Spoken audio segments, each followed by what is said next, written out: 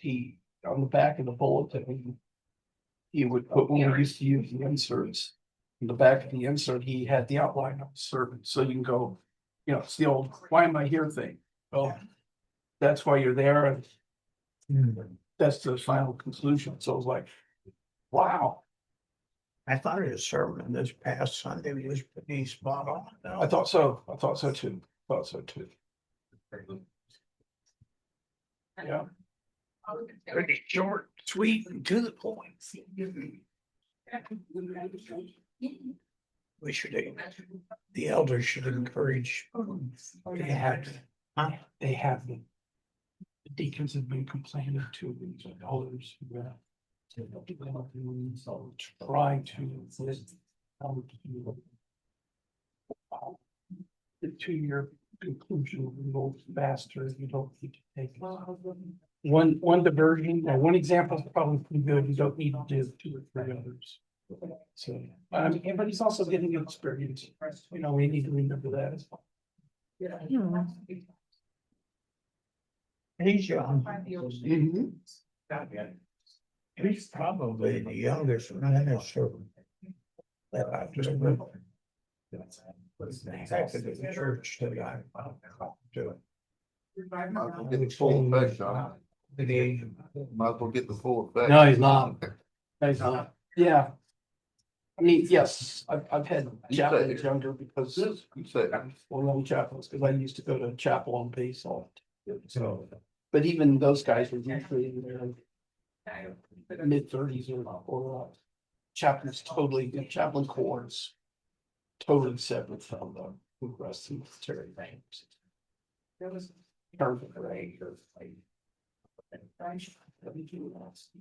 Even the military chaplains that preached at the churches that I went to on base, which I did for several years, were majors, lieutenant colonels. Yeah, they all started off They were more senior.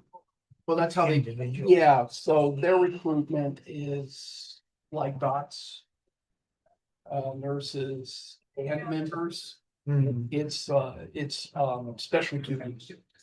Band members may wear stripes. That's not the only pay they get. They get full pay and allowances, plus they get pro pay on the top. Docs are the same way. Oh, yeah. And sometimes docs, shoot, when my squadron recruited a doc one time, we brought him in as a colonel. He had like 25, 30 years experience, and he's doing up the military. He says, hey, he was a thoracic surgeon. I want to do research. I want to do teaching down at Wilford Hall, which is the Air Force version of Walter Reed. And I want to be a colonel in the Air Force. So we got it. I can stop this down. His propane was $200K a year on top of everything. It's just decided. I was on active duty when at the end of the Vietnam War, they had prior to that, they did not. Oh, really? And as a result, Well, keep you. most of the doctors that the armed services had their way from medical school. And they had like 6 and 8 year obligations. And as soon as their obligations were up, They still do the same thing these days. But they'll come in as a captain. yeah, doctors You always. guys all ready? Okay. Ready, good? So they could then first, one first.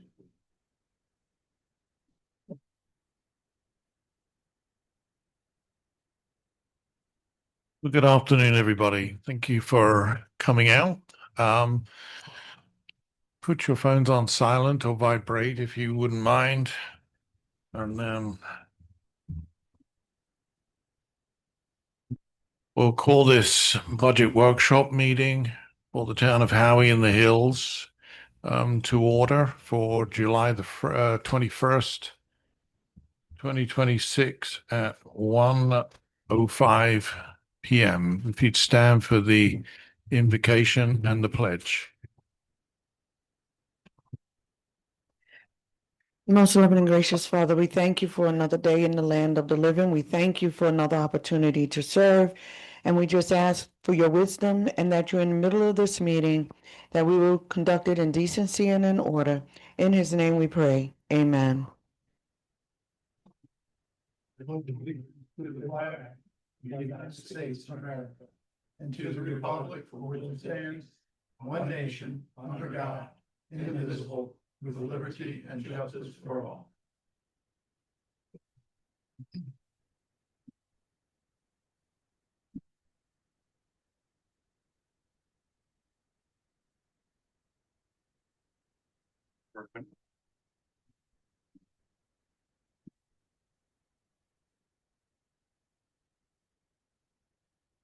Agenda so that I can follow it and don't make any mistakes. So,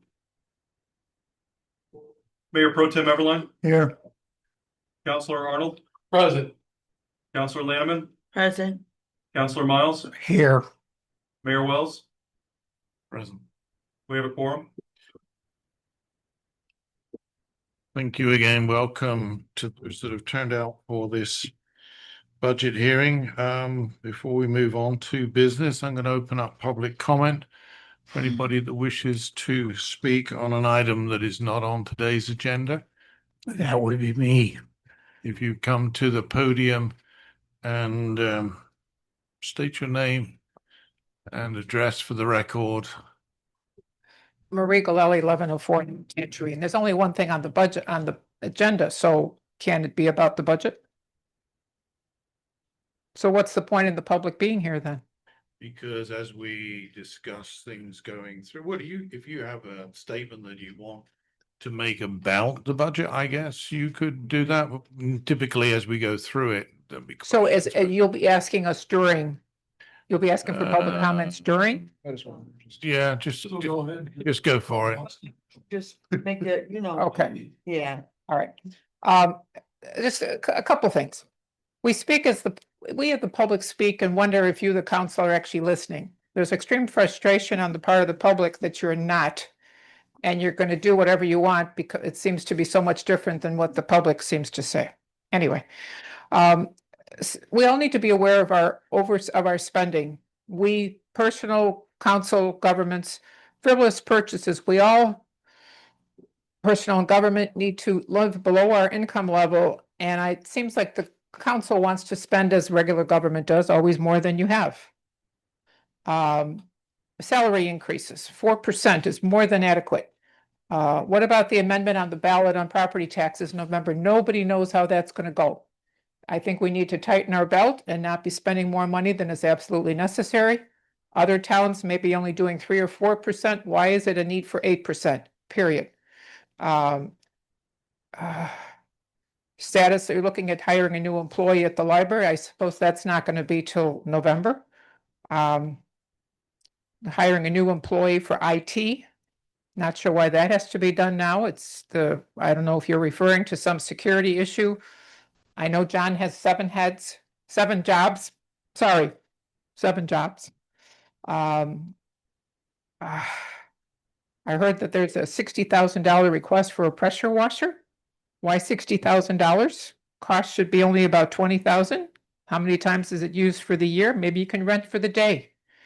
Staff that attends at budget meetings, are they attending just for information? There's some benefit to them. Money carryover on the budget from the prior year. How much money do we carry over typically from the prior year? Should we have any money that's left? I'm told there should be a percentage that's left in the budget.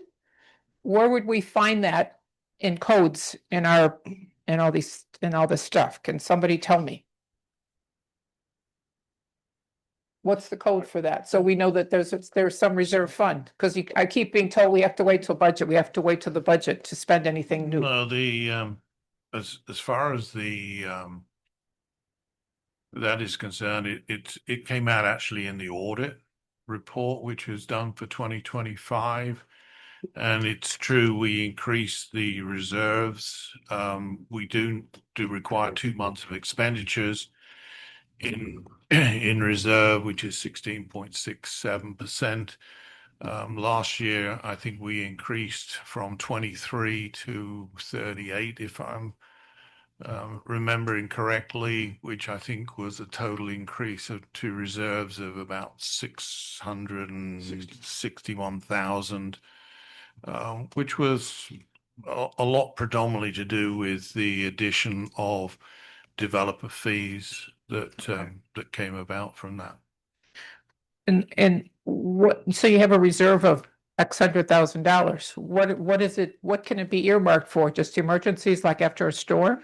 No, it's general fund. It's general fund money, so it can be used for anything that the council wish to do. If they wanted to use it for a special project, obviously it could come back to council, be discussed, and council would decide what they wanted to use it for. Or it can sit there gathering interest for a rainy day. What interest are you guys getting now? Uh, Oscar, I believe it's around 3%. say it again, 3%. 3%? I get more than that. Is municipalities limited in how much they can? well, it depends. You can get a bigger amount if you actually put your money away, but if you want it liquid, Rather than making it available? you are restricted to what you can get from the bank. I think at this moment in time, 3% is about right. I get, I don't know, 3 and a bit on my Discover savings account. But unless you put it away in a CD for a year or 6 months or whatever, and we are equally playing a game with our finances because we're also borrowing money for the water plant, which is at a higher rate, 4.4, I think. 4.3. 4.3%. So clearly, if we have the liquid money, then instead of borrowing it on the line of credit at a higher rate, then obviously we try to maximize what Oscar's doing is trying to maximize the use of the money to reduce what we're using on the line of credit and obviously to keep interest coming in one way or the other. Just last, I know I'm out of time. I heard the bell. I don't know if there's a way to help with how you guys respond, so the public feels more like they're being heard.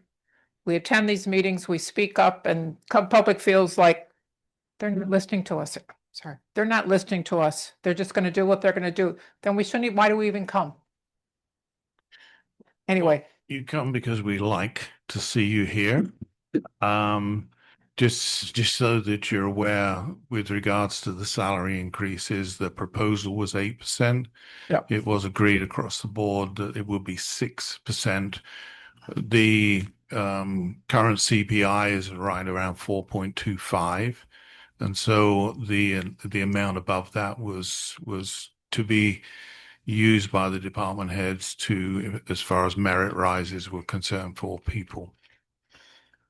And on that I note, disagree. I had a point of order that I was hoping to do before we did this. I just want to say that it was inappropriate that the public discussion that was held by 2 council members and a member of the public, which we were all infoed on. And as the mayor just indicated, I think we already disposed of that particular issue, which was this salary issue at the first budget hearing. I'm hoping that we will not bring that back up again here. What the mayor just indicated is in fact what the group, the 5 of us, came to a conclusion should be done. The inflation rate is roughly 4.25%. We said, let's give all of the employees a 4% raise. And then we put 2% aside to be distributed at the town manager and department director's discretion. And I thought we at least I don't know if we formally voted on it. Well, or we took a straw poll on it. I mean, at the end of the day, we're in a position with the budget where it's not official till September, end of September, when it's actually voted on. But we do need to be Right. together in terms of what we want, because we don't want to get to that position and then find three people vote against the budget or the millage rate, and then we are really in a pickle. So we have You're opposed to do. To finish what I was going to say, though, just one or two more sentences. I would like us not at this meeting to spend the whole meeting arguing about the pay raises to the employees, because we pretty well hashed that over at the last meeting and arrived at I think, a fairly decent conclusion. And David, yes, I had the it right, will- this is my time. I had the right it to will- speak. Your time is up. And still here. to respond even further, uh, yes, we are proposing to give a very slight increase to the employees' pay. Now, we can sit here and argue until the coons come in over whether or not they deserve it, or whether they're underpaid or overpaid. But I think we pretty much hashed it out, and I'm hoping that we won't discuss that any. The pay raises for the employees are set. The only thing that I noticed, Mr. Town Manager, is it did not appear in the new documents that you sent out that the public safety cost center received the 6%, Yeah, because that's, it was hard to tell because there were increases it's and it's decreases. an anomaly, David. I brought it up with Oscar earlier, and it's that figure that goes into there is based on a different tab. So it goes in, so it looks as if it's at 8%. I had the same question, but it is in fact correct at 6. Yeah, it is, that is the net, because we had some subtractions and additions in personnel. But the way that I thought that we voted, or that we agreed on at the last meeting, was that we're going to put 6% in. Everybody gets a 4% cost of living raise, Right. and the other 2% is to be distributed based on the town manager and department director's discretion. I just had the right to bring it up because No, of you- something in my discussion. You're going to do what you're going to do, as No. I said earlier. I just wanted you to know that it was at 6, not 8. But also, there are certain people, if they've been there for less than 6 months, they will not get an increase. And those that have been there between 6 months and a year will only get the COLA increase and not the merit raise. So we did discuss it fully. But anyway, last word to you, Maria. And then We're spending money we don't have. I think we just need to be more frugal with our money, and that's all I can say.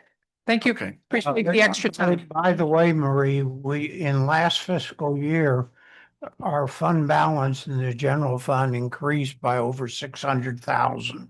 So we're not spending money that we don't have. We actually, in private sector terms, we had a profit last year. It's not really a profit in governmental accounting, but we brought more money in than we spent last year. But I know two things specifically that you aren't doing now because you quote, don't have the money. I only had one question regarding salaries tonight. One more member of public. Oh, I'm sorry.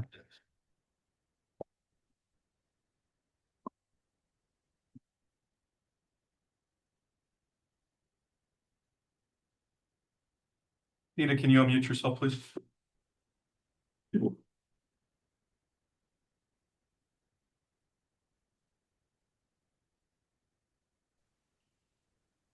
Good afternoon, Council. My question is at a budget meeting, I truly believe that that is at a disadvantage for the working rest of the town of Howey to be able to be in attendance at those meetings and also have input. I truly believe, after looking at some of the research done with other areas, that the 4% is high considering that you're going to add, or 4/6%, considering you're wanting to add 3 additional positions, and the fact that we don't know what's going to happen with the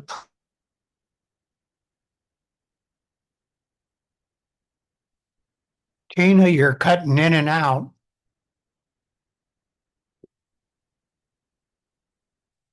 Is she gone, John? No, she's still. She lost her audio connection. Okay, well then let's come back to Tina. Mitzi, would you like to come up? Thank you, Mayor. Thanks for everyone that's here. Mitzi Maxwell, 803 Camino Royale in beautiful Howey-in-the-Hills. So I'm concerned about something, and Marie touched on it, and that is communication. It's one thing to say we're being transparent, and it's another to define what that means, to execute it, and to ask residents, do you understand? Do you know? Are we giving you the information in a way that you can understand? It's not enough just put a document out there. Here's my example. Budgets tell a story. They're beautiful documents. They're always supple, or should be. But you know what? I have no idea how many people work for the town of Howey. When I look at the budget, I have to go to this page to get this cost. I have to go to another page to get the burden that gets added. Why does it have to be so difficult? I've worked in the public sector and the nonprofit sector for decades. We never did things like that. You know why? Because people couldn't follow along. So I'm imploring you to take some very dedicated people that are here today. We were here the other day, and we're going to be here in the future. Please listen to us. The budget format does not serve the people of Halley because you cannot tell what's going on. There's no org chart. There needs to be something. I don't think that's too much to ask. Tina asked it apparently last year, maybe a different way for a different reason, but the same thing is true. Why didn't this budget come out with the information that we keep asking for over and over again? It's very frustrating. Thank you. Looks like Tina's back. By the way, one other thing that we did last year, if you attended last year's budget hearings, is we cut the millage rate below the rollback rate. And over the last 4 years that I've been on the council, the millage rate has dropped more than a full mill in this town. And even with that, our general fund in fiscal year 24-25 actually increased the fund balance. And I will say the one thing that's missing that I've got on my list to ask you for is something that shows the fund balance in each fund. The beginning fund balance plus the revenues minus the expenses. What do you expect the ending fund balance in each fund to be? And I would appreciate it if you could provide us a sheet like that for the next budget meeting, if not earlier. We had that about 3 years ago, didn't we? I believe that it was. I'm so sorry. Yeah, I think we have. We had that about 3 years ago, and somehow it got changed, but I yeah. don't see it here. See the sheets, but basically, that's how you can tell how we're doing as a going concern. And if our fund balances are decreasing, and in certain fund balances they are. The Parks and Recreation fund balance has been in a negative, but we're projecting it to come out to about even at the end of this year. Our water fund is likely to have a big debt in it when we get done because of the water plant, and we didn't get one of the grants that we applied for that would have kept that from happening. That was a decision made by the state government not to fund our request. And they funded two previous ones, so we were happy with that. We are going to have to borrow a small amount of money in order to complete the water projects that we already have discussed endlessly over the last 4 years that I've been on this council. So I don't know where people are coming from when they're saying that we're not transparent or we're not open. If you follow what's going on, you can say that the town is moving in general in a positive fashion. Thank you. Tina, you're back online, hopefully.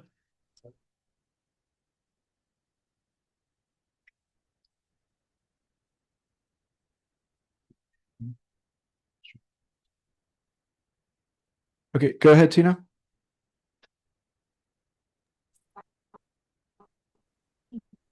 Good afternoon, Town Council. This is Tina St. Clair, 143 East Central Avenue, Howey-in-the-Hills. This is one that you did the side increase in the first budget meeting and are saying that that has been decided when I feel like it's at a disadvantage for the working residents to be able to have input to the timing of the meetings and the fact that that will have the most interest from the residents. I also feel that if you're going to add purposes, then you need to look at not having as a increases, considering that the majority of positions have Wi-Fi connection. We Yeah. lost her. She dropped off totally that time. So.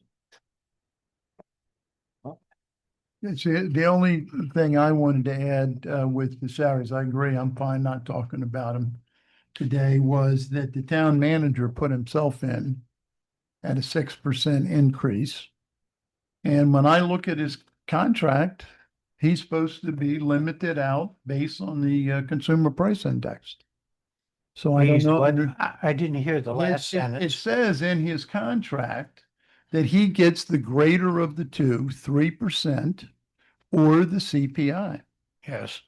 So And we have the authority to give him more, but I think he did that strictly for the purpose of setting the money aside so that we can give the 6% across the board to all of our employees. Some will get more than 6%. No, I some understand that. less. So is that why that was done?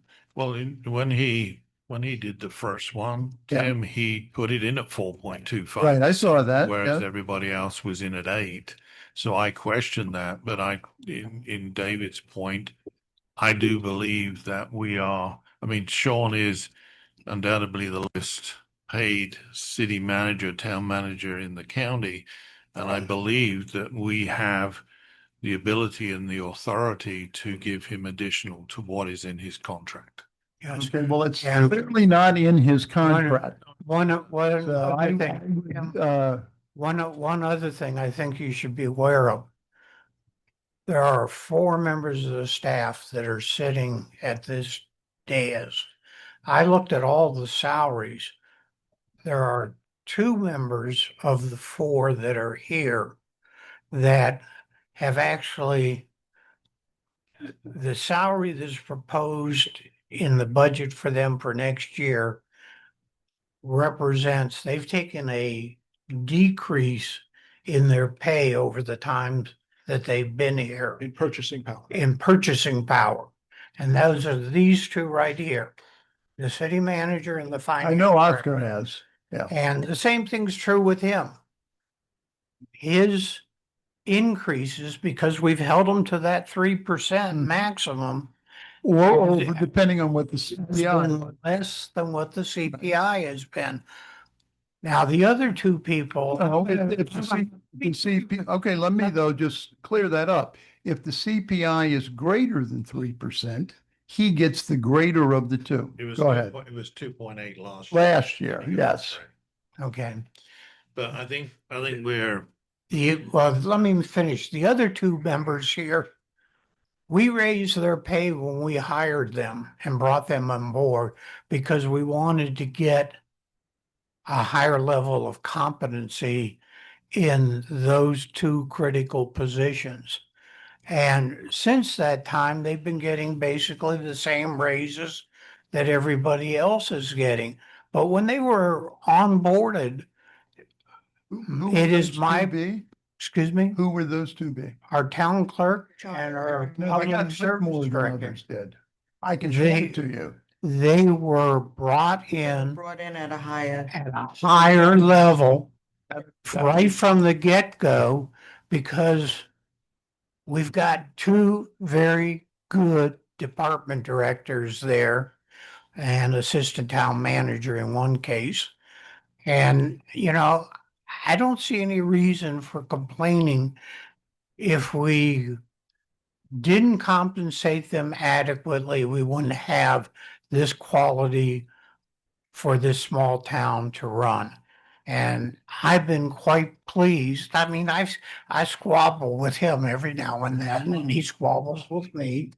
But we've done a competent, good job in the 4 years I've sat on the board. And the four employees that are sitting here are some of the prime drivers of us achieving those things. So I think we should set the pay thing aside and say, let's move on and talk about the rest of the I budget. agreed with that, and you're the one talking about it. okay.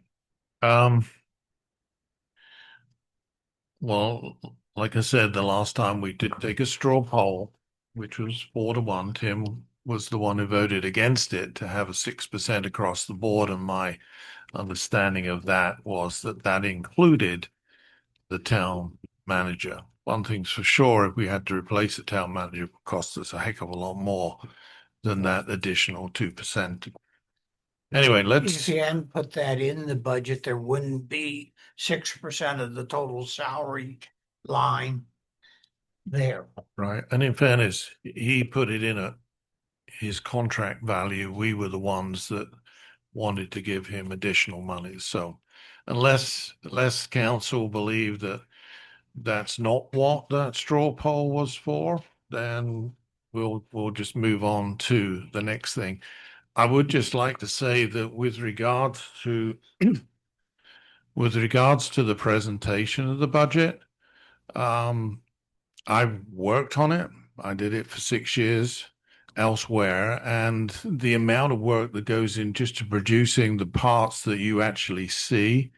If you want a chart that shows you who the people are and who they work for, that's not a difficult. In fact, we have one somewhere. We could just implement that into the budget. But I think out of the number of pages that we have got, 42 pages, it outlines absolutely everything. You will also notice from this one that I asked Oscar to include 2 additional columns so that we could actually see what the projected figure for 2026 was and what the percentage change was, because that highlights things and makes it easier for us as the council to be able to go through this. And I certainly have been through it with a fine-tooth comb and spent a lot of time with Oscar to have my questions answered. So moving on, probably where I would start today before we get into the individual things would be to talk about the millage rate, the other elephant in the room. We've done salaries. The millage rate obviously has the biggest effect on the budget, the same as salaries do.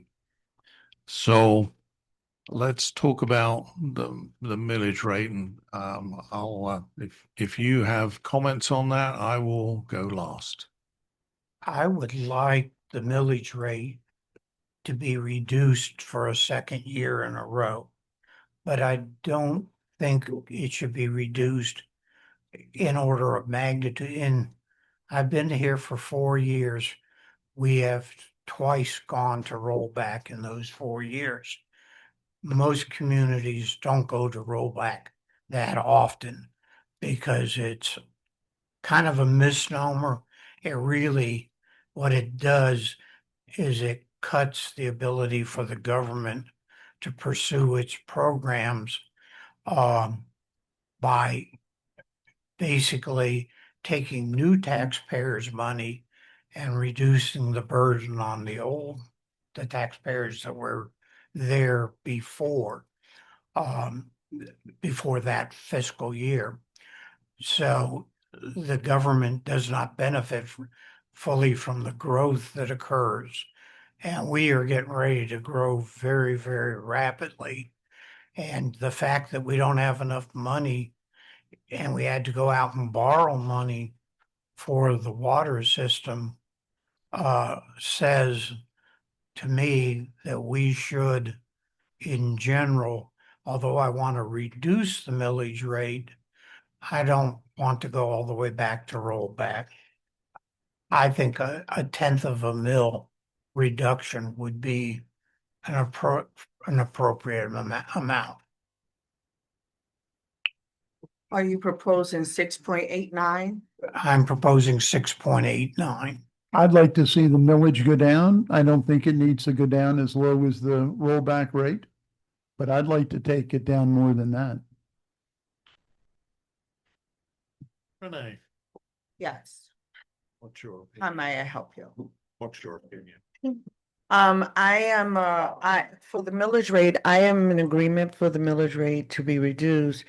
I just have, I kind of am siding, with David in the essence that I would like for it to go to the rollback rate, but I also understand that rolling it that far back would create a major problem for the town.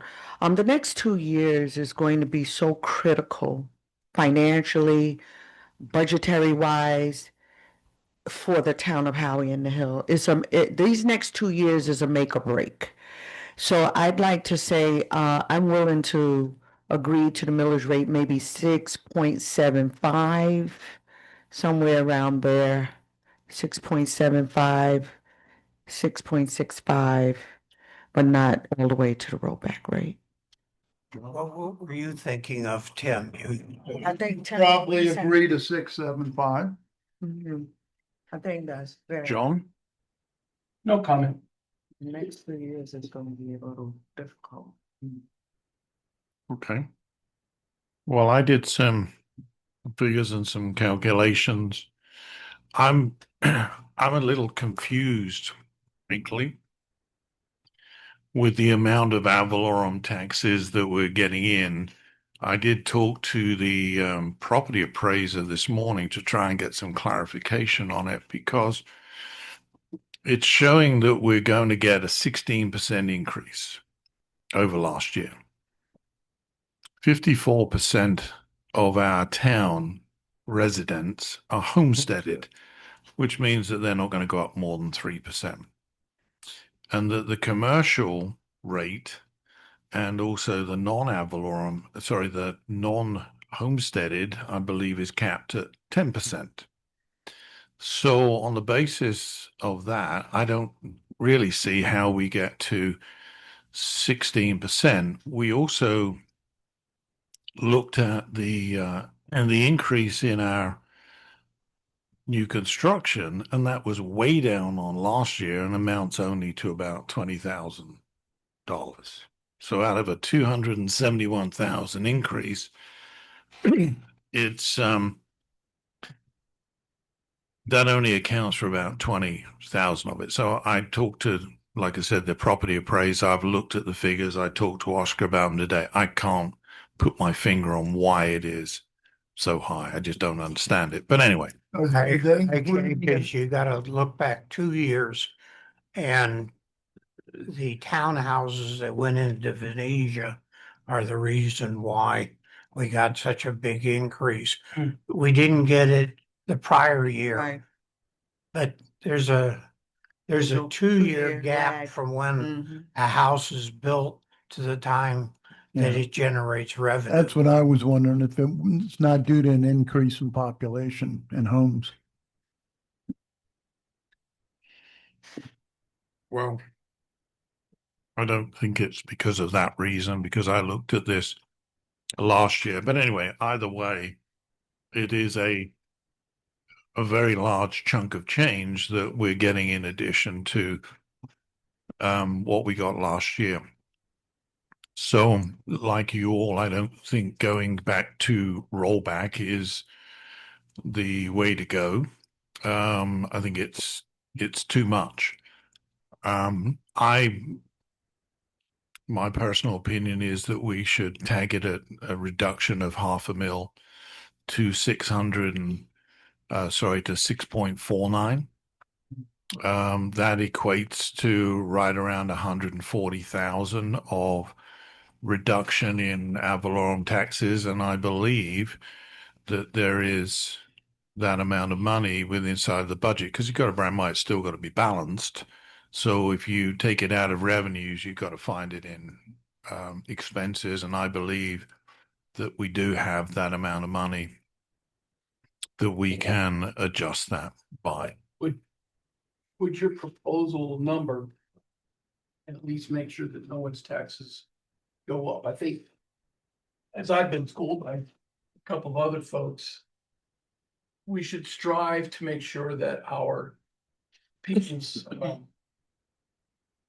ad valorem taxes from the city at least stay level. So that because the property appraiser keeps increasing the value of the property, they should be reduced so that the millage rate needs to be reduced. So that the amount of tax money people pay doesn't go up. At least it keeps it constant for them. Would that do that? No, because that's what the rollback rate does. In essence, that's what. And that was what, 6.09? 6.09. Yeah. So you'd have to find $270,000. Well, actually 250, because some of it is new. The other thing that I'm looking at is also, first on, we had the 600,000 of additional reserves put in last year. And we're also looking to gain a one-time 537,000 of developer fees. So if you take those two figures, it's 800,000 of new money that is coming into the town. Now I know we have got a lot of additional things that we have got to pay for, but I think at the same time, we have to look at our existing tax base, our existing taxpayers. We have no idea what's going on next year.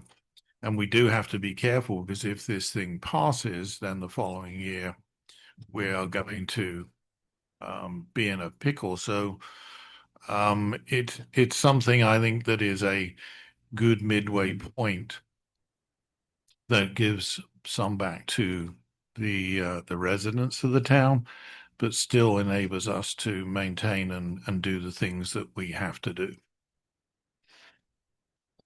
So we have one at 6.89, two at 6.75, and two at 6.5.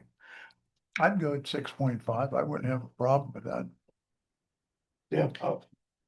6.4, excuse me. I know you like those nines, but. Close enough. Okay, close enough.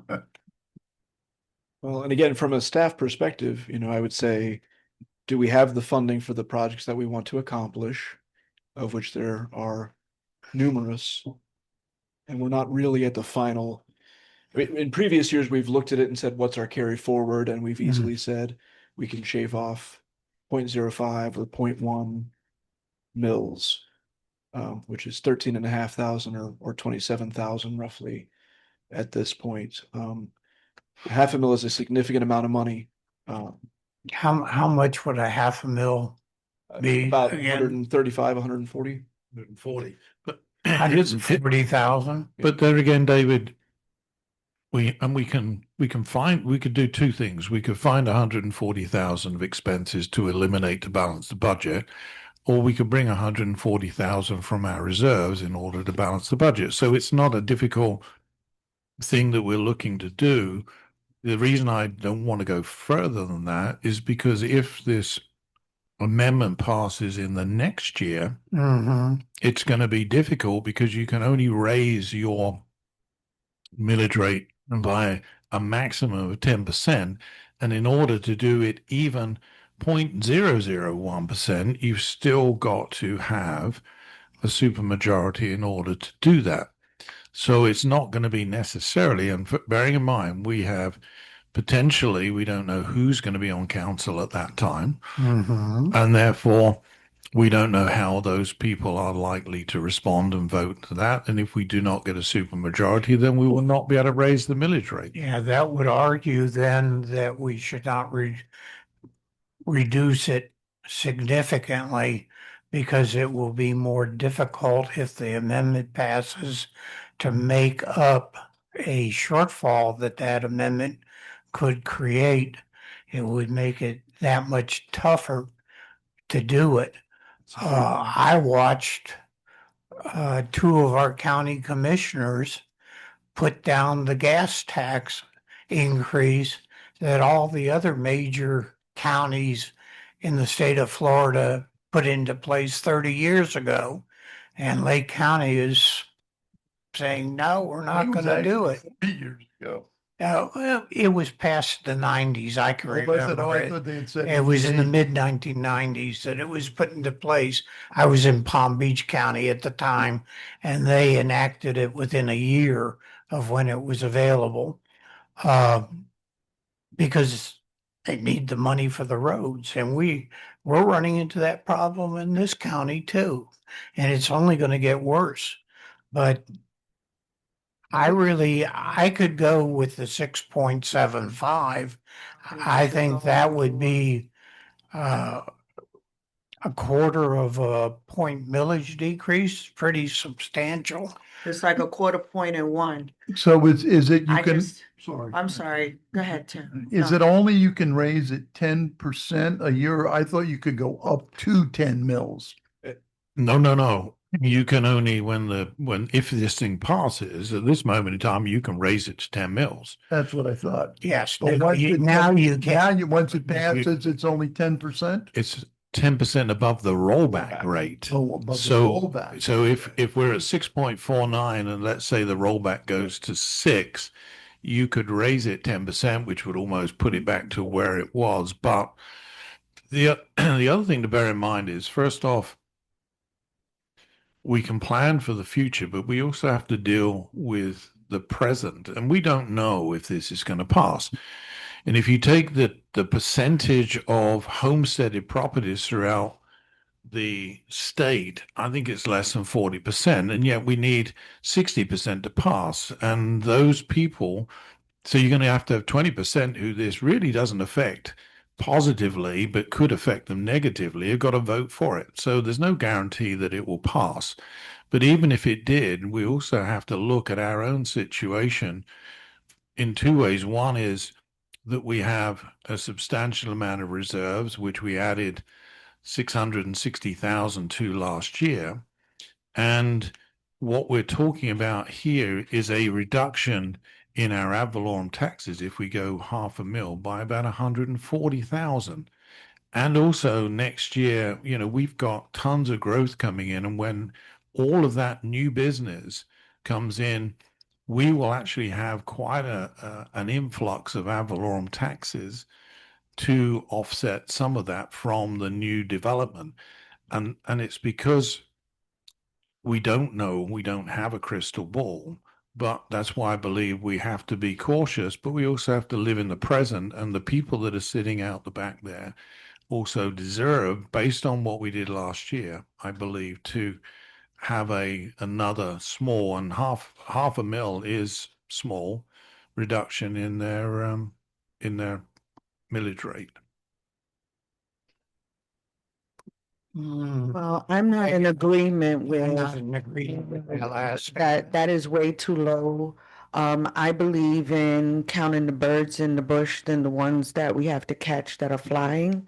And that means that we don't have, like you said, a crystal ball. We don't know what the future is going to bring. And we also are looking at just those that are homesteaded, but we also have to take into consideration those that who have earned it, who are exempt from paying taxes as well.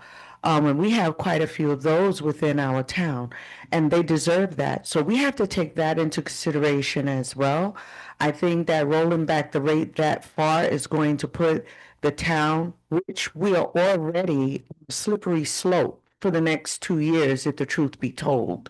And so that is unfair. We don't know who is going to be on the next council, but I think that is only fair that we set a council. We always want to make the camp better than the way we found it.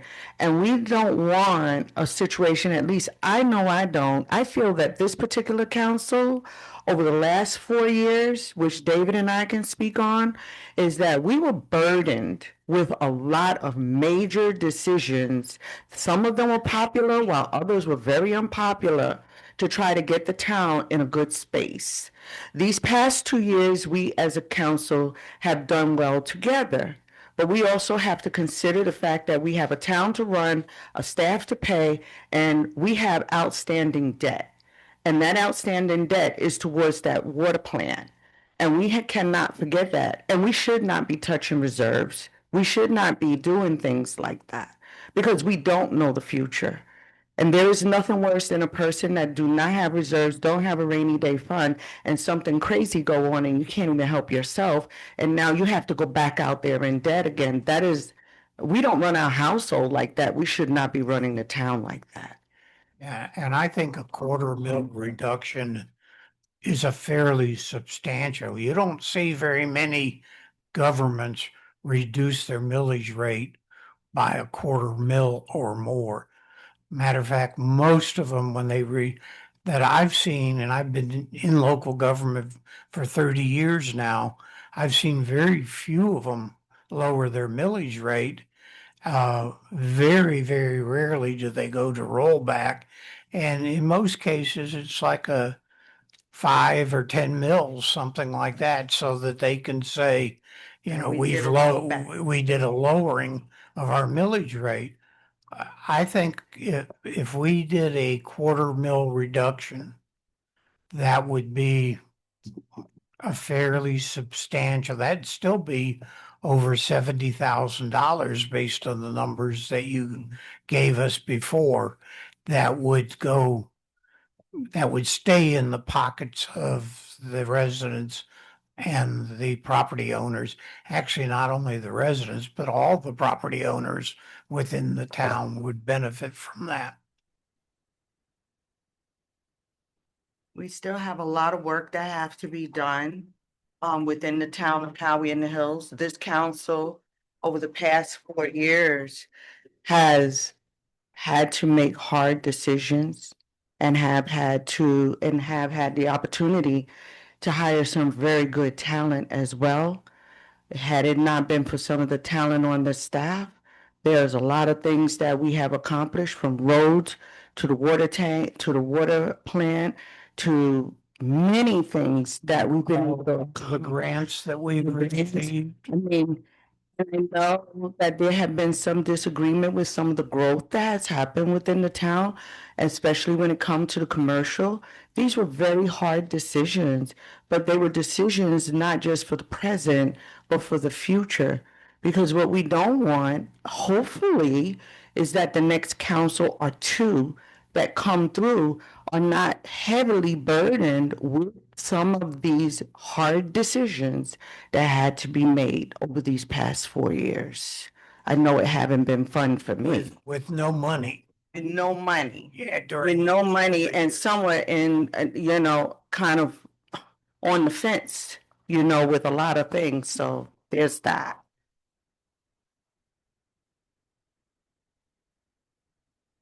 Any other comments? John, you haven't said much about it. I'm all in favor of rollback. I should say, I'm all in favor of lowering the millage rate. What number we get to, what we've heard, 6.75. 6.75, 6.75, 6.75. Sounds like an auction. That, Yeah, sounds pretty we good. all talked about lowering the millage rate. We're just arguing how much. yeah, Right, yeah. well, that's what he's saying. How about 669? Compromise. See, I'll give you 6.8. it's an auction.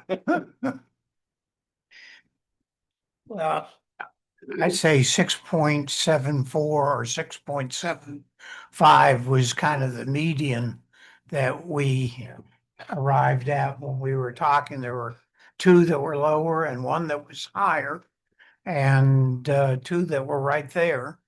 I second 6.75. I think it's safe for the town for now and in the future. At least in the next 2 years, we will have a better idea of what things are going to look like. And if I can, I'd like to say, I'd like to kind of make it a tradition or an expectation that that future councils will always be looking to reduce that number, not add to that number. In other words, so we've done it 2 years in a row.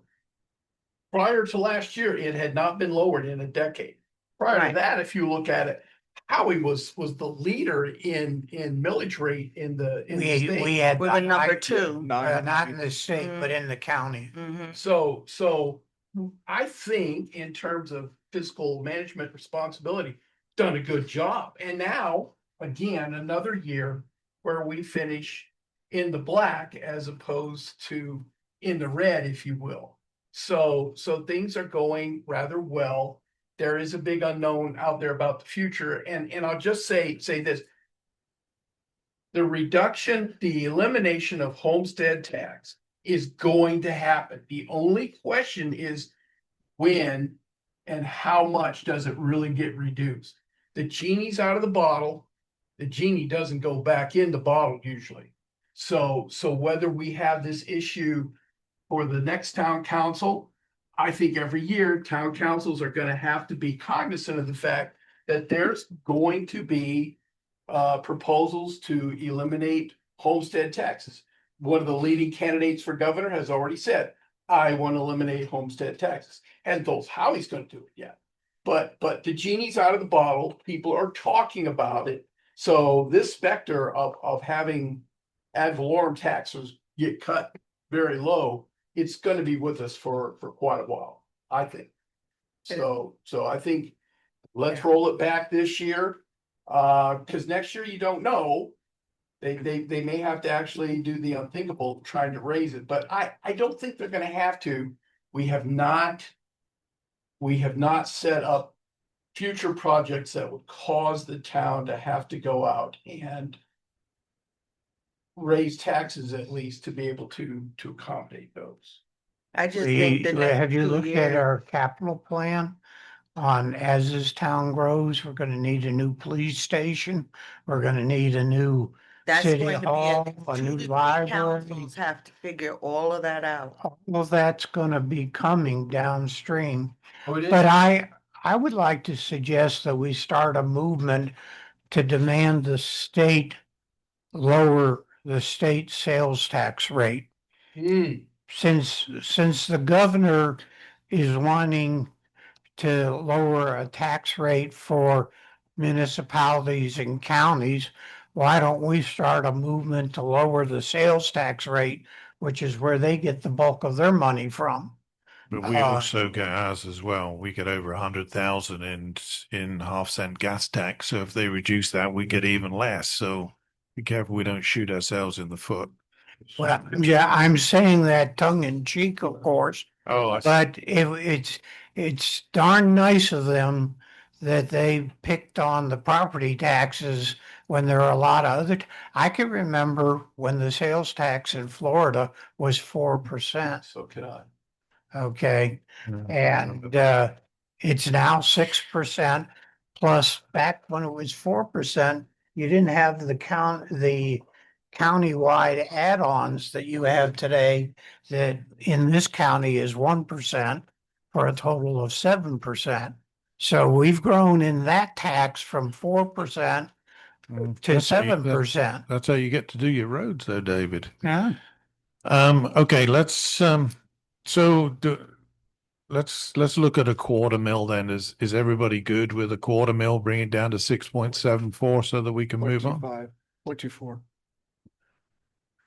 Yeah, that's what I meant, Sean. Is Let's lower it at 6.74. the 6.74.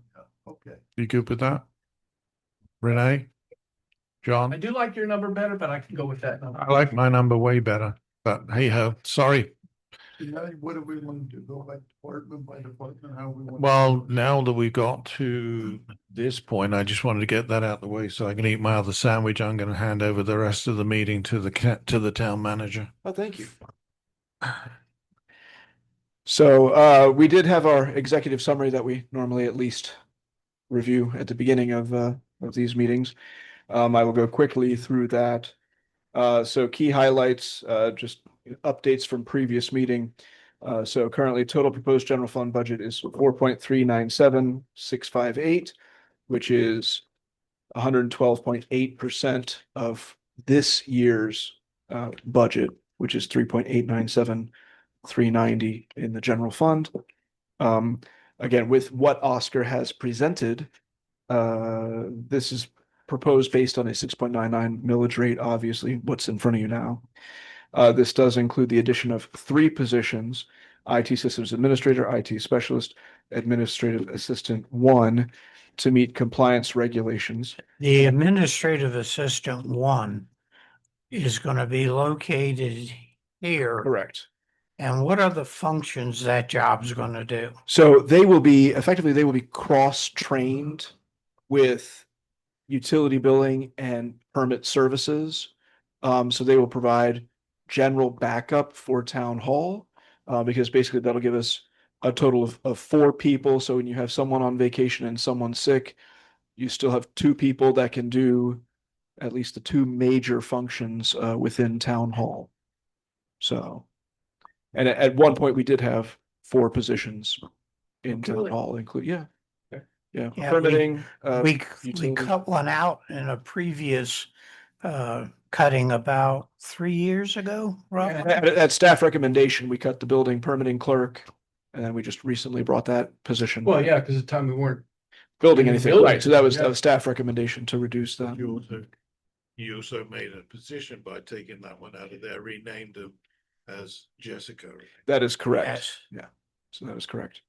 And this is also in addition to continuing with 7 road patrol officers. Just to be clear, with We're not continuing, we're going from 5 to 7, and we're eliminating 3 RSO positions. And when I say continuing, I'm saying with the staff we have as of this moment in time. We're repurposing 2 of the officers from RSOs to be road patrol. And as a result, our budget in the police cost center is not going down as much as it otherwise would have. Correct. And again, so that would be 7 road patrol plus lieutenant and chief for a total department of 9 versus previous 10. But to Councilor Miles's point, that was with 3 SROs. This was done with general salary increases of 6%. And we left this line the same. Revenues are based on an adjustment in the cost of water utilities by the municipal cost index, of wastewater by the CPIU, and of sanitation by the relevant CPIU.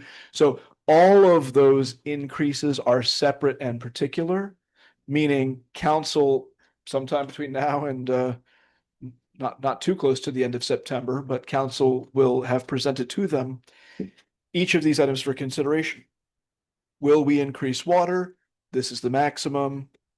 Do we increase it partially? Not at all, somewhat. Same for wastewater, same for sanitation. So we plugged in the numbers of the anticipated increases based on inflation, but those are also subject to change, and we will certainly need to solidify those as we get into the public hearing season in September. But again, just showing the framework of where we came up with these numbers.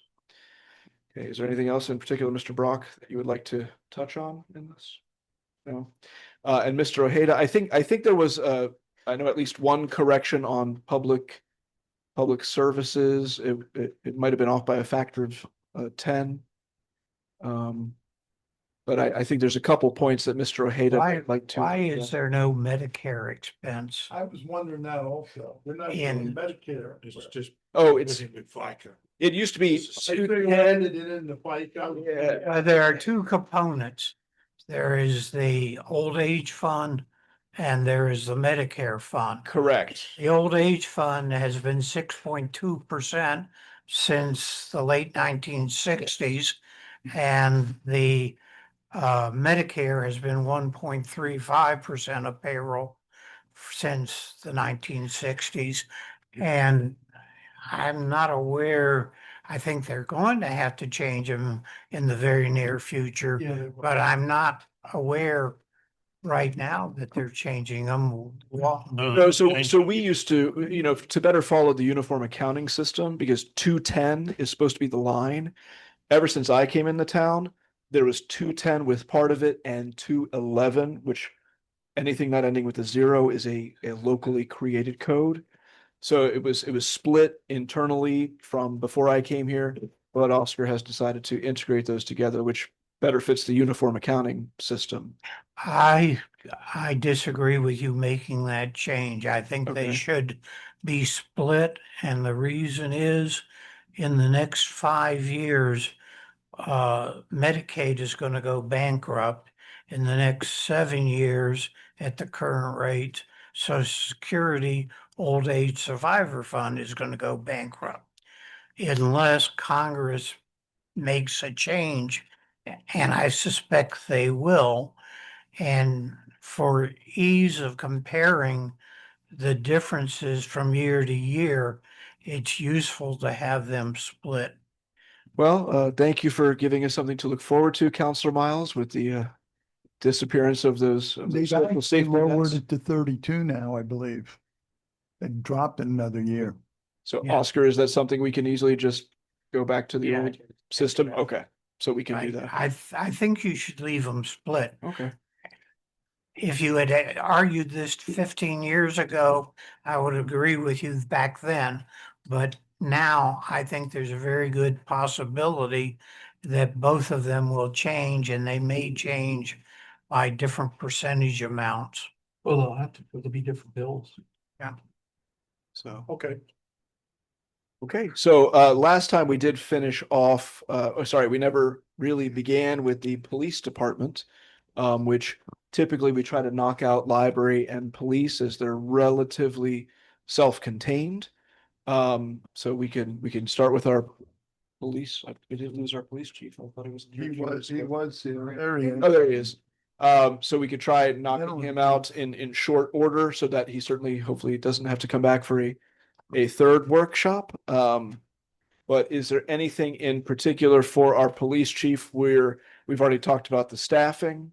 I know there's maybe a question on IT servers or IT contracts and things like that, but Well, what I wondered is, it looked to me like, and maybe I missed, but it looked like we still had the IT person in there.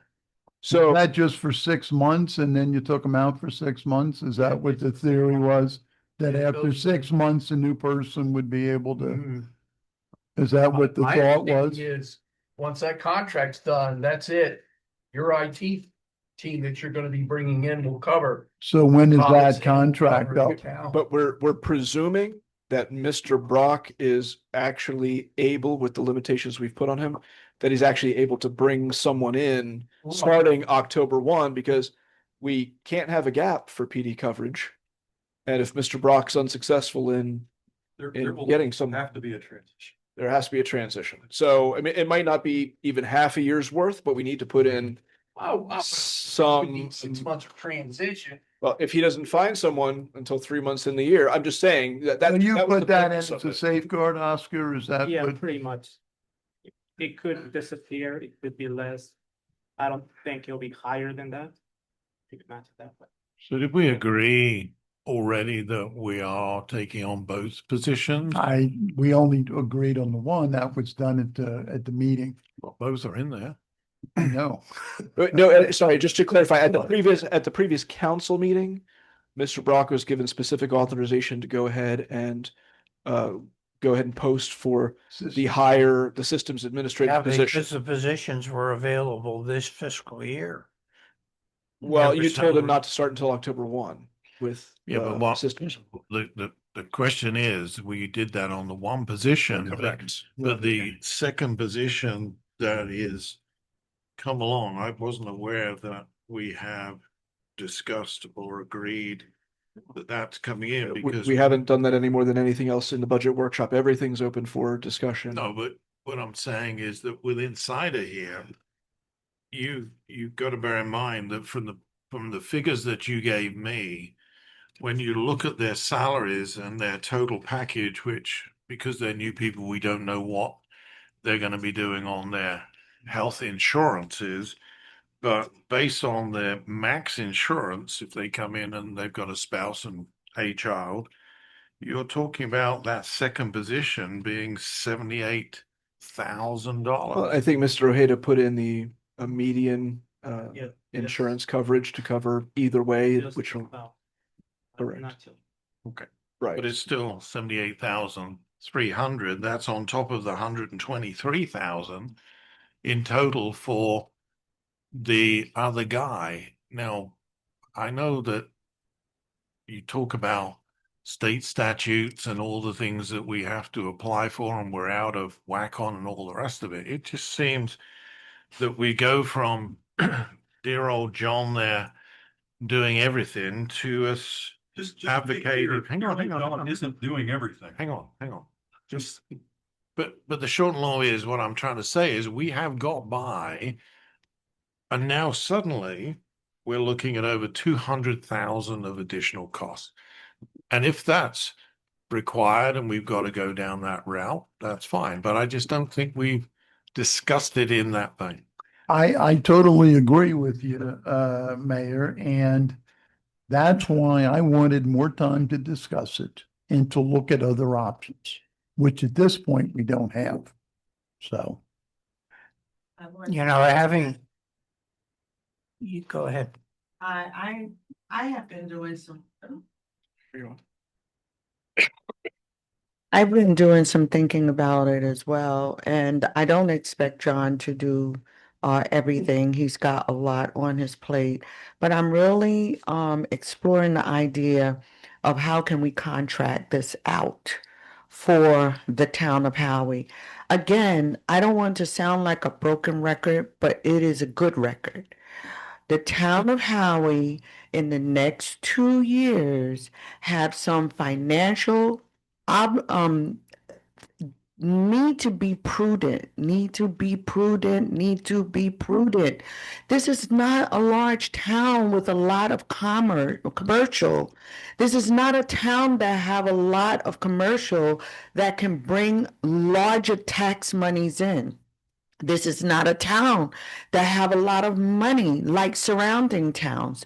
And we have another thing that is going to be something that will have an impact on our town as far as commercial, and that is Sunbridge that is getting built out up there by Florida Turnpike that is going to span all the way to Howey-in-the-Hills borders. It is going to be a big box store that they have not mentioned. It is going to be a lot of commercial that is coming in with luxury apartments, single family homes, cottages, mixed use. A huge mixed use community, and they're on point. The Florida Turnpike has been complete. They did say in their description that they plan to go vertical by 2027, and it looked like they're doing exactly that. That means that in commercial that would have come to Howey may prefer to go in that direction. Why? Because of visibility, the possibility of getting it built out with less aggravation, with many other advantages. We've got all of those things. I've talked about this from the day I sat on council, that Howey-in-the-Hills is 10 to 15 years behind itself as far as the things that it needed to accomplish. And here we are, this council, we're doing what we can to make sure that the town have adequate revenue coming in, and that we need not to be spending money like we don't have to worry about the next 2 years of what kind of funds will be coming into our town. We literally can have ourselves in a situation where we've now got to talk about layoffs. I don't want to be in that position. I wouldn't want the future council to even be in that position of having to lay people off because of funds. I mean, I could be thinking wide angle and too far, but I'm just being prudent. Renee, should we add a position for a purchasing agent? Thank you, Fred. Thank you. Should we add a position for a purchasing agent? Because we're gonna be contracting out all these different things, so somebody's gotta draw up all the RFPs and things like that. That takes work too. But I would like to suggest a compromise on this. If we're gonna hire the first position, which I think we pretty much agreed to, shouldn't that individual be involved in hiring the second position? That was Mr. Brock's intent. So That's a good idea. why don't we just budget half of the year for the second position?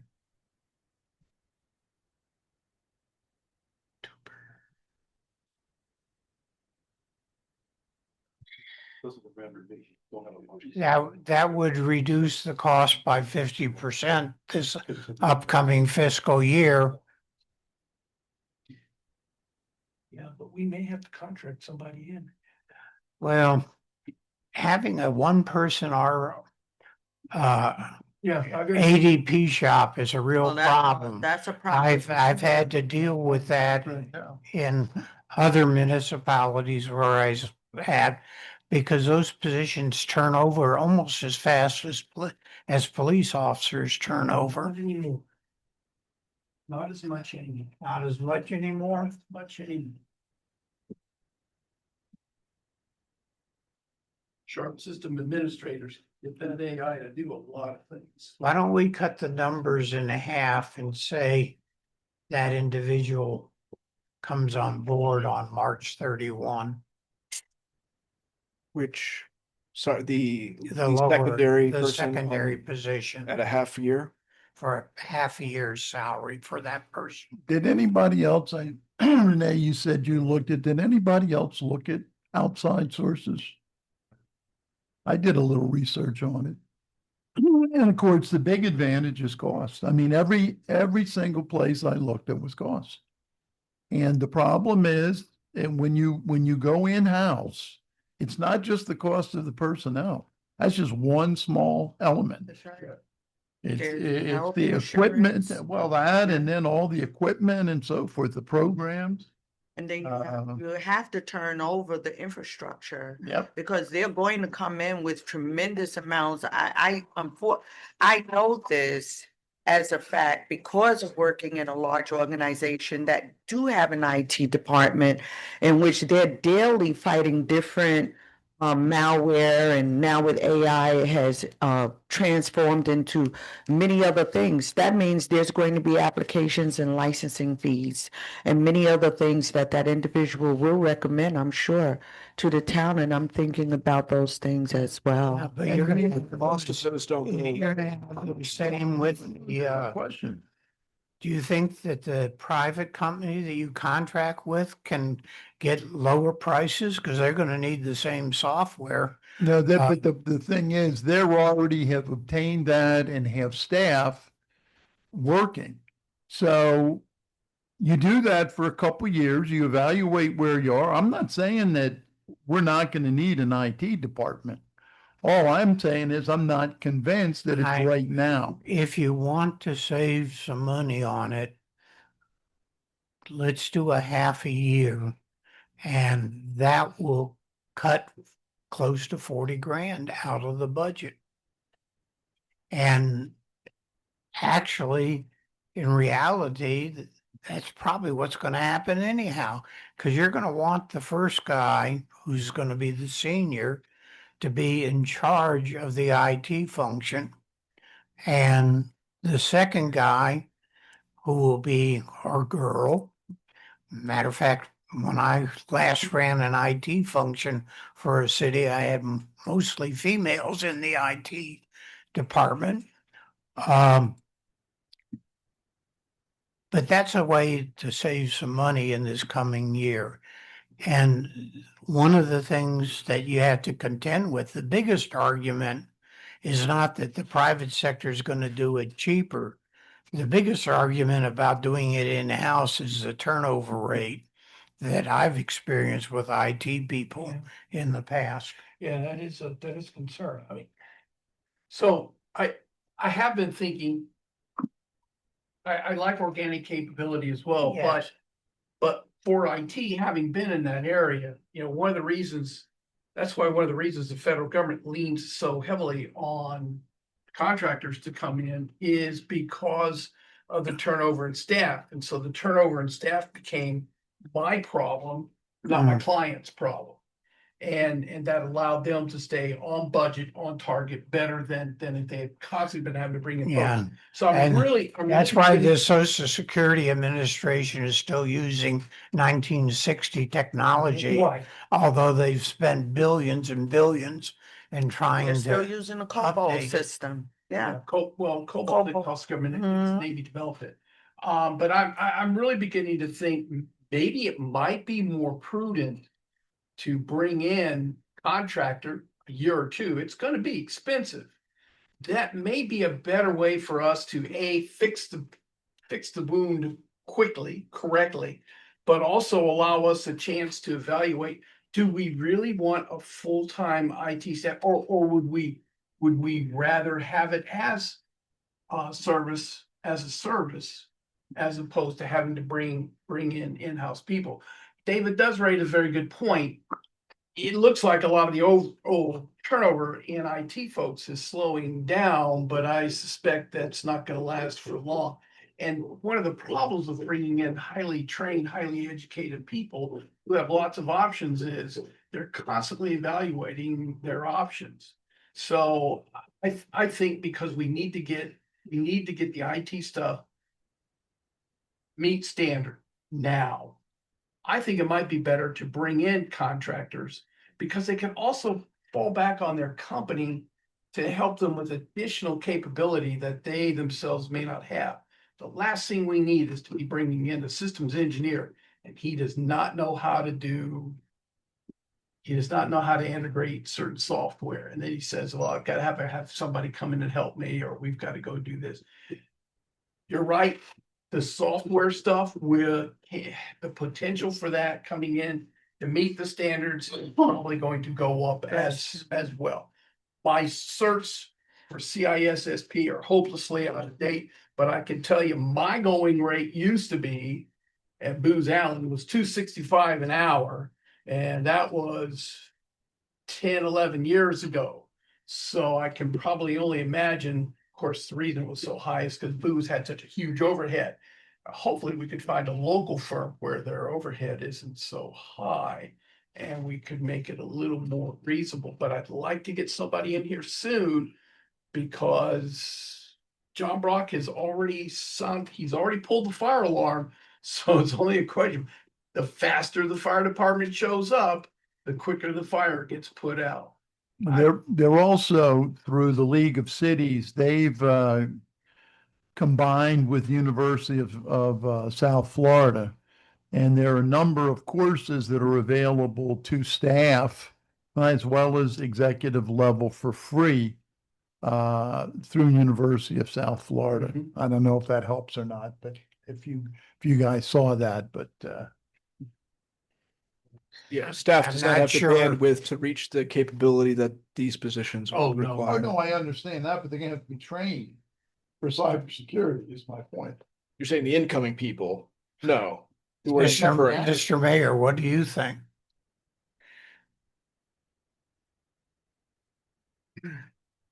I have no expertise in IT whatsoever. So I really don't have an opinion on this. We had already decided that we were going to bring the first person in. And I don't have a problem with that. And I think that once that person comes in, we will be able to establish exactly what he can do, whatever he needs assistance with. And one of the things that the clerk had mentioned too was this situation with regards to call out, and that's the reason why you needed two people in order to cover the call outs. And I think that that's a circumstance that can be got over.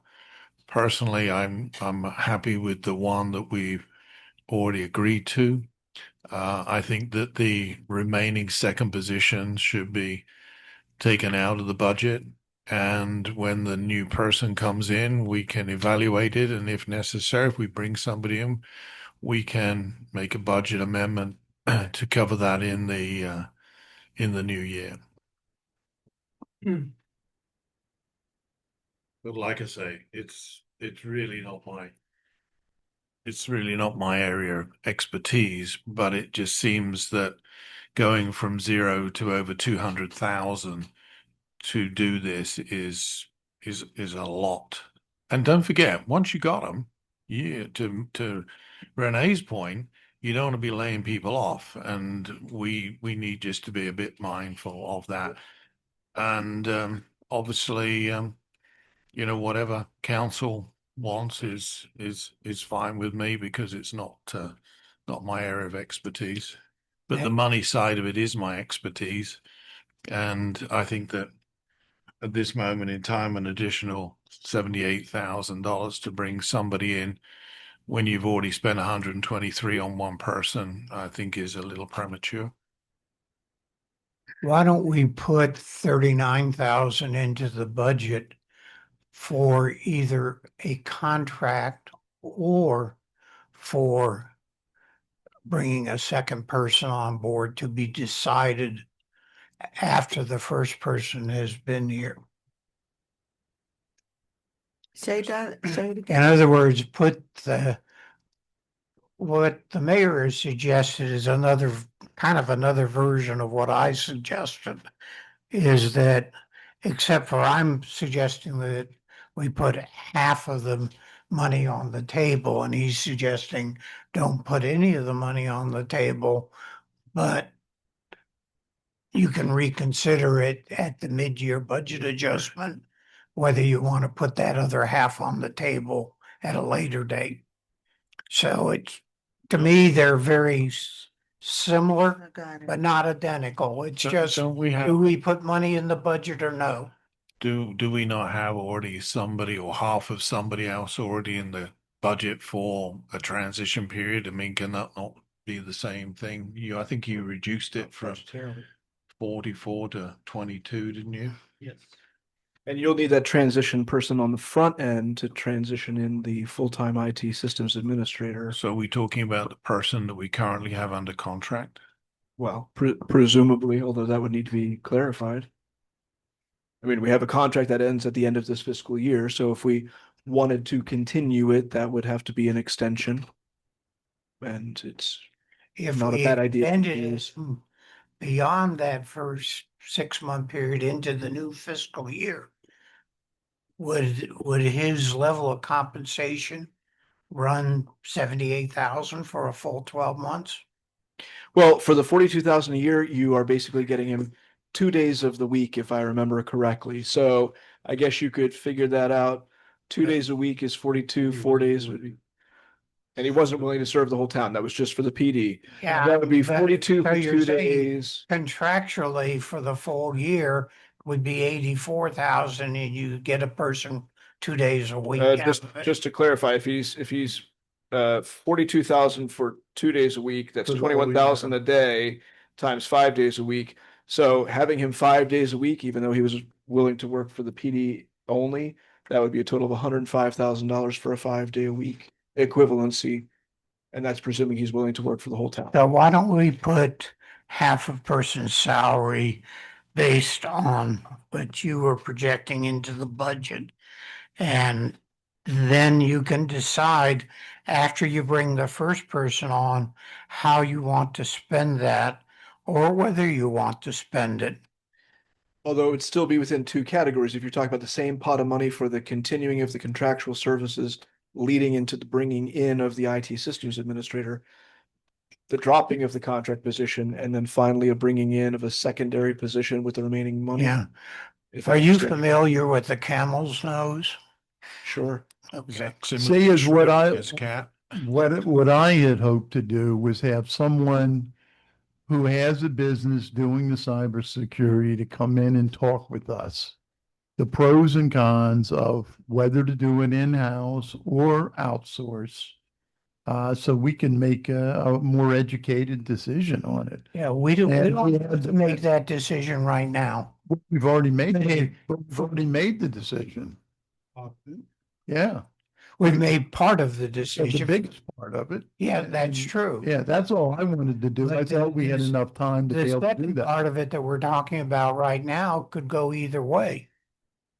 But if we go either of the two ways, we're gonna need some money to cover it. And my suggestion is let's put a half of it in. And that way if the decision is made to contract it, we spend that money on the contract. If the decision is made downstream to bring a second person on board, we put that person on board April 1 of next year. Mid-year. Yeah, mid-year, which the mayor was just suggesting a similar version of doing that, but not putting the money into the budget. I'm suggesting putting the money into the budget to allow that to happen if we require, and we can make the final decision when I'm no longer on the council. So what amount are we talking about, putting into the budget? Well, we're talking For about this. taking it out, because at the moment we have 78,000. Right, but what is going to be the number as David is? Councilor Miles is saying 6 Yeah. months of those lower. 39. I'm saying divide it in half, put 39,000. Okay, so like $39,000, okay. If it's 78 is the number. Whatever. Yes, that's correct. Okay. So Oscar, would that work well? I mean, you put. I'm it- asking because remember, by then, that will be a new council coming in, except the two here. That are guaranteed to be on for the next 2 years at least. So would that work? Because I'm thinking about the next council on the things that would have to be decided in this and not wanting to create a kerfuffle for them. I guess the only issue, if you budget for half of his salary and he does get brought in, Yeah, then you get. council will have to decide whether to, I guess, fire him or continue. Or continue with the full, and you set yourself 6 months behind. Well, Right, John? we've You'd already be getting decided 6 we're months behind. not gonna be able to do it right off the bat. Cause it's gonna take the person a period of time to acclimate himself and get used to So they doing have his to job. analyze, right? I mean, have you ever gone into a job and you felt like you were at 100% on that job on day one? Yes. I think No. a contractor would be on point, right? No. Well, it's possible you can do an either or, because if we're going to take on the main guy, which we've already made that decision pretty much, that he comes in, he analyzes what he needs, and he may well say, well, I don't need a full-time person in the second position, and maybe he can bring in some contracted help as and when he needs it. He can use AI as a tool as well as many companies are using, where you have your assistant is an AI assistant, which helps go through, because I know that we have quite a few of those in our organization, along with our IT department that have more than, I don't know, hundreds of laptops and other systems that around the world globally that they're managing. Where is the current contractor? Is he under 340? There was an interesting article in the Florida In-Trend magazines about cybersecurity here in the state. And it turns out that the undergraduate programs, the University of South Florida, UCF, and Florida have quickly growing numbers of students in cybersecurity. The problem has been once they graduate, even though there's jobs out there, they're finding a hard time getting them. And the people that are getting the jobs are the type person we're going to be trying to hire, the system administrator, and which is why they're so hard to get and why they're so expensive. But down below that, you have all these kids waiting to get going and they're not, and people aren't hiring them. It was an interesting article. Well, I think it's good. A lot of that is because people want experience, and these kids coming out of school, there's two things they don't have any experience in, and a lot of them they don't want to work. So the David's compromise I'm not unhappy with. What I would sooner do is we already have 22,000 under the other contractual services under 340 to cover us for the transition period. What I'm suggesting is that instead of putting this person as a new employee, even at 6 months, is that we increase that 22,000 to, I guess that's going to be 70,000, 38 plus 22. 22 plus Where's all the mathematicians? 60, that would be 6. You're adding together. No, 38. 61. 38. It was 6. Yeah, put it in at 60,000 in other contractual services. Yeah. And then that way it's in there. And if you decide to use a contractor, you've got the money. And if you decide you want to take an employee on, you just do a budget amendment and move it. I think that's the best way to do it. I agree. But you're only cutting the budget then by 18. No, you're cutting it By the contractual. 30. You're actually cutting it by 40. By 40. Can I just say one thing, just real quick, because I know you guys are splitting hairs on costs and everything like that. And it's real easy to look at this and say, well, we want to save money and we can do it this way and we can do it that way. We have been extraordinarily thankful that we've not been hit by ransomware or something else. And I can tell you right now, in 6 months from now, if we get hit by ransomware and lose everything that we have, our residents lose, their identities get stolen from us. You're going to be looking back at this and saying, man, I wish I had spent that extra $30,000 because legally, we can't pay the ransom on ransomware. You're not allowed to do that here in the United States. B, even if you wanted to, last time they hit a municipality for it, they were trying to get over $1 million for it. So I just want to be clear that there are certain standards that have been mandated to us that we were supposed to have started by 2024. We are still not there. Even with 2 people, this is almost an insurmountable molehill we're pushing up just to get everything there, because you also have to get all the hardware and whatever else and systems in place to be NIST certified, which we are not currently. I just want to caution you guys that when you keep saying John Brock's been doing this, no, John Brock hasn't been doing this. John Brock can't do this. The contractor we had, which is partially kept our IT infrastructure together, Smartware, is dropping us, and they weren't keeping us at the level that we're supposed to be at. I can't talk any more about that publicly, and I've told each and every one of you that this is as far as I can describe this in a public meeting.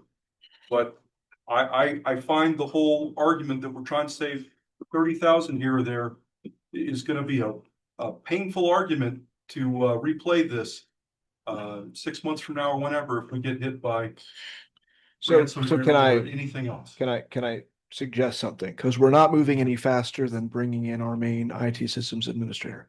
So we'll post that. We'll bring that person in. They'll be here hopefully as soon as October 1. And when that person walks in the door and says, oh my gosh, it's worse than even John was saying, then, well, we'll be back at the budget table looking at a budget amendment at that point and seeing what we can do. You won't move any faster. I'll do it.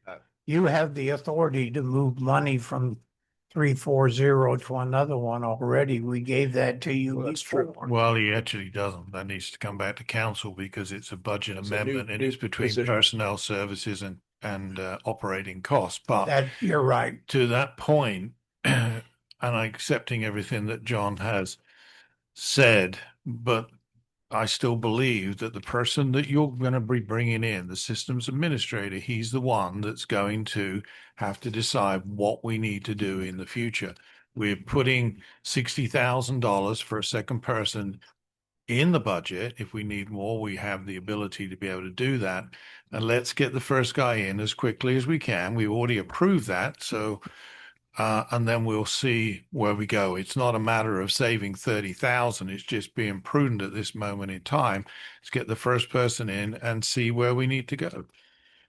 Okay, so all of that being said, I think we're at a good point there, but all of that being said, that doesn't have anything in particular really to do with the police department, which is where we started 40 minutes ago. I do have a couple questions about the police department. Excellent.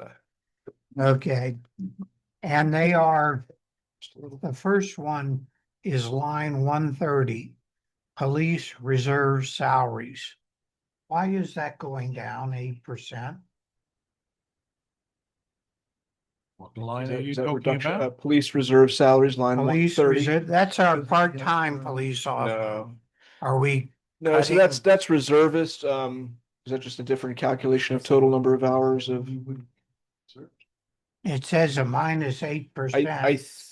And I'm just going to conjecture here, that might be because we don't need the reservists to cover as much with backfilling SRO positions during the year, but I don't know if chief wants, is that it? Yeah, we're going from 11.7 to 10.8 on the budget, and but we're not cutting any position, is there? These are reserve positions The anyway, The projected figure, even though that was the budget, David, the projected figure is 10,205. So what we're doing is we're increasing it actually by 6% over what is projected for the So year. that's just based on projections, okay. But it probably is Okay. related to. I gotcha. My next question. Why is the police incentive pay line, which is line 150, dropping by 29%? That line is based on the education that the police have. So if officers leave that have higher education than the ones that come in, it will go down. So currently, the officers that have left had a rather high education. So it might go up once the new chief comes in, but I don't know, and it's not that much of a difference, but I don't know what education he's going to have. Well, it's lower than last year. Projected for this year, our projected for this year is 68.25. And we're projecting for next year 56.40. And we're adding 2 officers. So it kind of didn't make sense to me. Previous police chief had a lot of education classes that he had taken and had a high college education, so they get paid extra for that. Ah, okay. That's 68.25, David. It's just a gross up of 12/8 as well. Yeah. It's actually. I realize that, but something like that going in that direction. Yeah, I know what I was going to say, though, because it's linked to the person, not to the position. Okay. And finally, the rental line. Which rental line is going down fairly significantly from the current year projection. 68,170 is our current year projection, and it's going down to 49,282. What do we pay for out of that line? I would have to defer that to Oscar on the rentals and leases. Oscar, what do we pay for on that line? So that's radios, some software that they use. The current, well, it is at least on the software. The current chief has actually made a lot of cuts to streamline the department. So some software that was used previously is now going to go into other contractual services. So you will see an increase in 340 for the police. You're gonna move some of it into the software and annual maintenance line 342, Yes. but that line's going down by 11% too. Yep. These are good news There, things. there were several redundant softwares under the Okay. previous chief that have been streamlined to save money for the town. I'm on board with that. Figured you would be. Okay. Let me see if I have anything else for police. Well, I have a question when we get to the impact fee fund for police impact fees. You're showing it being fully expensed. And what is it we're planning on buying? Well, can we do that when we get to the Okay. police impact fee? Is that all, David? That's all I've got. Tim, do you have anything on the police? Renee? John? I just have one observation, which I talked to Oscar about, and he is happy to make the thing. If you look at 521, 463, the budget last year was 30,000 for repair and maintenance on vehicles. We're budgeted, forecasted to spend 17,000, and the 30,000 was just put in there as the same as last year. And as you can see, that's a 73% increase. So Oscar's, if you're okay with it, it's just going to change that to 25,000 from 30. I agree with that. I would change it to 20. I asked 20, but Oscar outvoted me.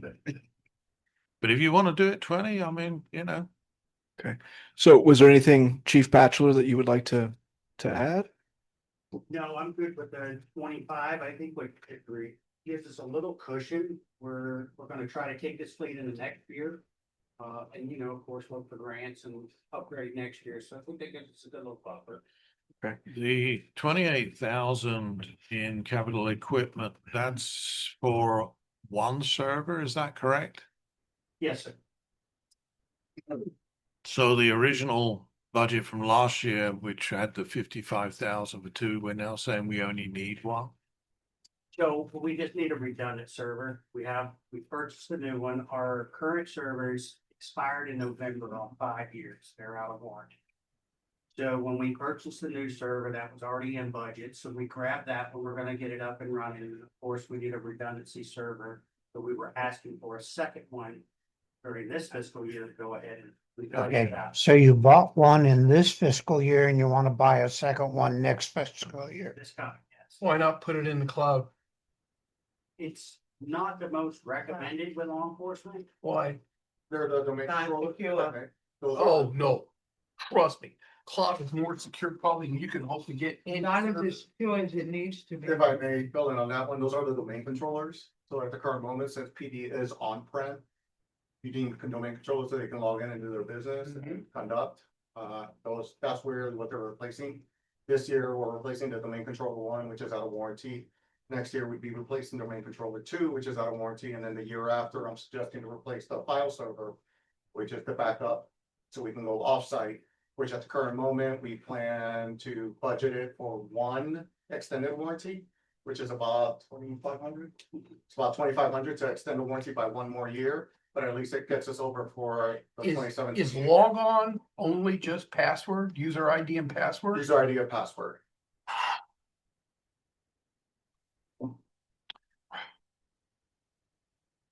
You thinking about it from a passkey point of view? No, I'm thinking about it that the best way to have for a secure system to make sure you get the right people is something a password, something you have, a token, and something you are. Fingerprint, actually palm print is better. That is actually on the table right now. I have been pushing since I got brought on to go to MFA, but there is some talks going on I mean, well, I hate to say it, but I mean, user ID and password is so 20th century. No, I did. But if they do MFA, they could still make it work until they can come up with the fund, for the town, because that gets expensive. Well, I realize Very. that, but that helps. that reduces your attack service significantly by having that capability where people have to do multi-factor authentication. Which is, What would be the, I'm sorry. is required right now, and I have been pushing Oh, okay. for it since I came on, but prior, I spoke with Mr. Brock, Smartware had you got Howey's tenant, and they Yeah. were in charge of it. Right now, we're trying to transition over to either have us do it or have CDW. And until we Oh, can they're get, good. until we can get PD on 365G3, we cannot do multi-factor with what we currently have. Unless we buy some third-party software like Duo, but I'm trying to keep it all in-house. That's why I haven't pushed to, let's get something else until we. I mean, realistically, what I'd like to see for an IT department is they use Linux Red Hat. And then that way you don't have to worry about licenses. If you want to pay that to have their support, that's all you pay. Because I used to literally go down the street in Virginia, we would hire guys and gals and wait for Red Hat to come work for us at DISA. Because that's why the government likes Red Hat, because you can go in and change it to what you want and add your own security enhancements, which are not usually publicly discoverable. I mean, so I'm really talking where we should be going. Right now, I'm just, oh, Yeah, but we're just trying to get there. I know. Town of Howie is, we're yeah, doing what we yeah, do. we're behind the So curve. we're good right now, with what we're using. Hello? So, to answer your question, I mean, it would be beneficial to budget another server and, as he mentioned, to try to Okay. progress. We're also working with John closely to work on getting 365 for the town, G3, 365 for the town, but that's, again, we gotta work through Smartware, but the PD specifically needs a few things for CJIS compliance, which is FBI protocol on what we do. So I would just encourage, again, I'm not gonna say much more about the IT stuff, but you see how much you're spending on just the PD to get it there. Johnny, can you speak into the mic for? I'm sorry. You kind of see how much you spent on getting the PD up to the CJIS standards. I would encourage the council to please be mindful that the further you kick the can down, the more expensive it's going to cost the town to get to the same place. So, John's telling you it's coming. Oh, no, it's It's here. every day I sit down and have to go to Oscar for something new. And it's tough because, you don't want to spend money that you don't have to, but you have to. We're currently sitting in compliance with waivers until we can figure out what you guys are gonna do. Would your second server service your backup? Negative. Well, the on-prem backup, yes. Actually, the first server is gonna do that, the one we purchased just recently. That will be the on-prem backup on its own virtual machine. The third server for the 27-28 year will be the off-prem off-site backup. You can, Are you using VMware then on the? No, the town did not buy VMware. We're using Hyper-V. presumably, It's recommended for using 20th century technology in the 21st century. Can only use what the They can town only approves. use what he got. Okay, so we're done. Thank you. before you go, Johnny, can I just ask, when's the next residual grant open up? Sir, I haven't done much on the research, but I am working on that. Because, there's a lot of money, or has been in the past, on the residual grants. I mean, we bought police cars, we bought all kinds of stuff with it. And if you need servers and that kind of stuff, it's all covered under that grant. So Absolutely. your predecessor's predecessor missed the last two openings of those grants. So we just left a whole lot of money on the table, and I would advise you to make sure that you don't do the same thing. Yes, sir. Okay, thank you to the police department. Thank you to Manny. Hey, Manny, by the way, you're gonna be picking up some certs or? Yes, Are you doing that? after speaking with Mr. Brock, yes, I am looking at least getting the Microsoft 365 and an Azure. The degree really doesn't matter. Yeah. To be honest with you, it's all about certs. certs show contemporary training and knowledge. Should've told me that Because it- 100,000. It changes so fast. It's almost like if you go get a degree in college, it's like, oh, I just really want to learn, the theory of how they came to where I'm at, which isn't really needed in order to operate in today's environment. My big thing was I always went for certs, not degree. Yeah. Experience and certs. I am looking into it. Thank you. Thank you, Manny. So, so it's 3 o'clock. We're now done with the police department. We were. We're done. I thought we were. We're not done? Just finished. No, I said we are done with the police department. thank Sorry. Good. Oh. 3 o'clock. No. And we did cover most of the general fund items. I know we left specifically items related to Mr. Tate's department until he returned. So we can approach that unless Oscar, I know you had a couple items you wanted to touch on. Do you want to touch on those preemptively before we get into We just want to reduce. blow by blow, or how would you like to proceed, Oscar? Just one item in the Can't hear you, Oscar. there's one item in the public services department. I put in an extra zero by accident. That's 65,000 for the pressure washer. And the fillers should have been 6,000. I do. I apologize. I noticed that. I said, can we? 6,500. I didn't want to check. I got one when I drive. Home Depot for even less than that. I wanted one you could drive, Yeah. That's what I thought, man. What's going on here? All right, because this is going to take us a few minutes, can we just have a 2-minute break so that I can just. use Thank the you for restroom? that. Oz. 2 minutes on. I found it as soon as I got back.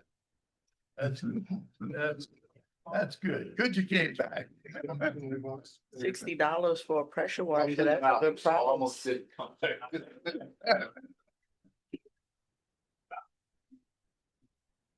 Yeah, for 65K, I'd expect. All right. Is that gonna be delivered to the pressure washer? So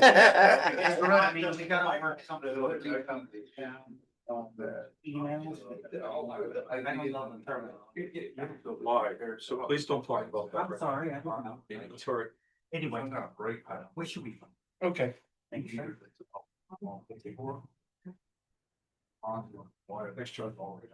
Yep, thanks, Johnny. Let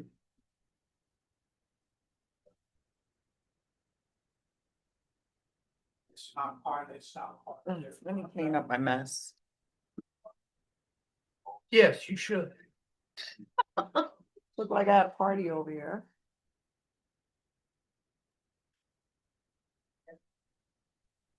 So where'd you get your comparative studies from?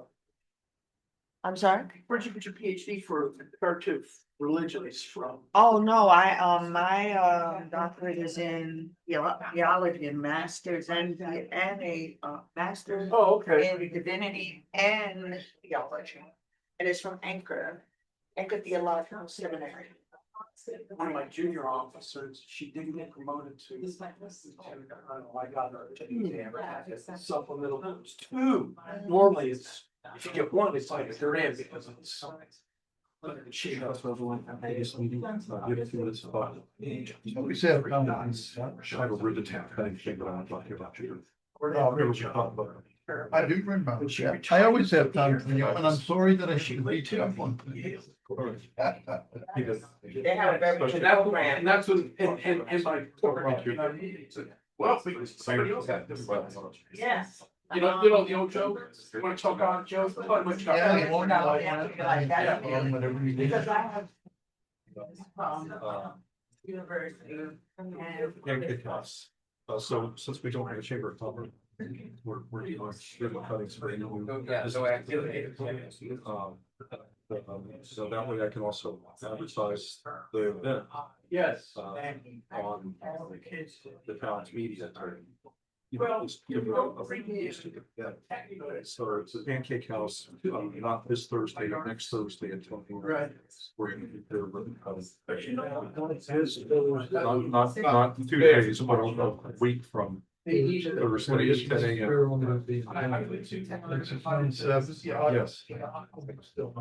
Okay, you still be in town on the 6th? No, August? Yes. Yeah. But I'll find somebody else for that, but the 6th of August is gonna be, there's a few artists who. I wanted to talk with you about that. Yeah, I walked across the street. Here's what I'd like. If possible. I'd like to hear that person. That's town council.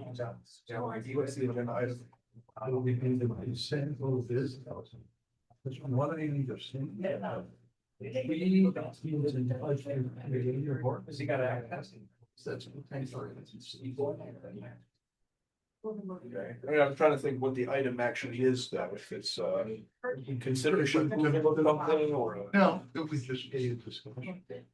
So that, I'll supply. 65,000 to 6,500 now. Boy, it's a shame. Now I'm gonna be up in New York. What's the 30th?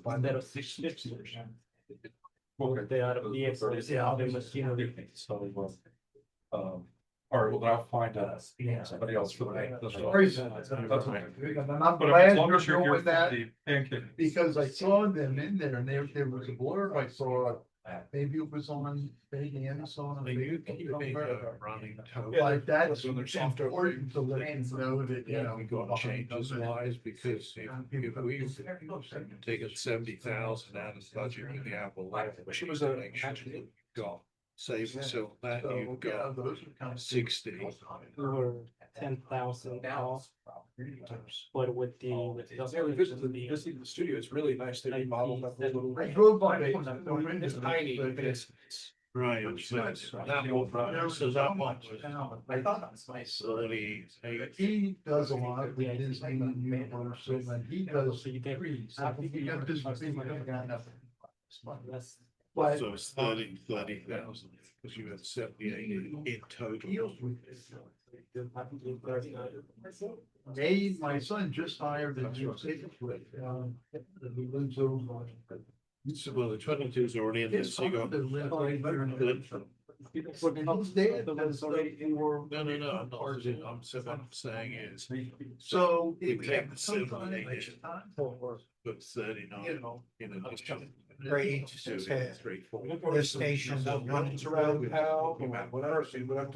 We just Being contracted. upgraded. I haven't, I need, I need Backup, what are we doing? You need to take the position. Here's the light, then just. Yeah, no problem at all. All back? Yeah, I don't know, you guys know who government you. It's a smart, it's a. Warranty. Doing it, you get to the. Remember the omnibus? Upgrade the plan, all that stuff. The omnibus. These plans, everything, you need all this. Well, it's Wayne on.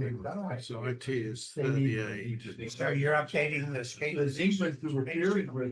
The lights are not gonna cost that much money. No, I have. Yes. And he started. Then we figured with behind all. And he plays with Dave. Yes, well, But he That has. makes sense. that's all we've done. Do all that under. So me and my kid. So at the moment, you're sitting at 95K, we've got 7 on the other side, so we'll give you a carry forward. And just keep on saying that's with you to spend money on.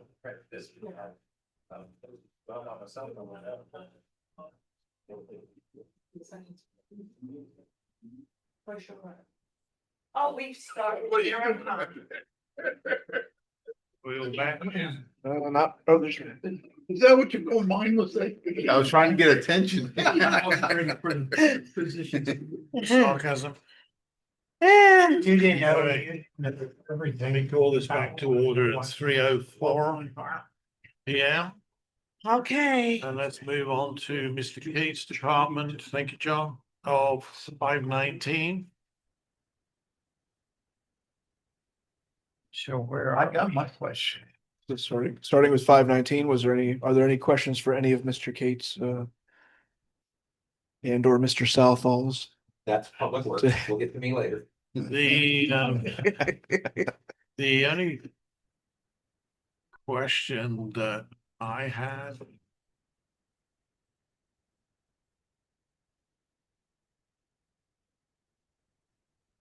The only question that I had was the repair and maintenance for the buildings. I think you got 24,000. Roof leak. Yeah, is that to repair the roof or to replace? That's in case we need to do a replacement. I've had them look at it.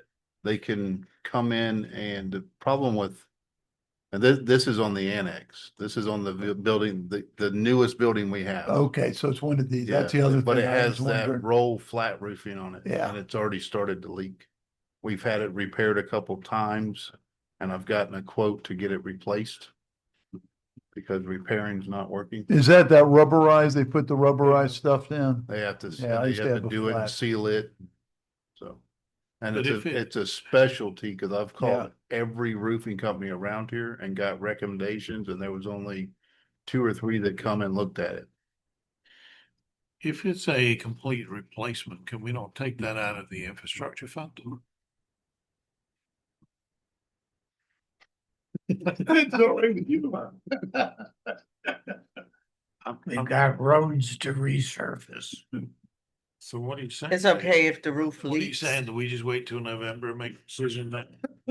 You've already sliced 2 years out of our 20-year replacement program. I will say this, it's not asphalt like the shingles on the other buildings. No, I understand No. that, but what I'm saying is if we have something that we can use restricted funds on rather than use general funds, I think it's always a better way to go. Just, okay, so, but if that's what it is, We really need to look at the opening fund balances in each of the funds. So the sooner we get that from the town manager showing our opening balances, pluses, minuses, and projected ending balance, the better off we'll be for looking at these, particularly these other funds.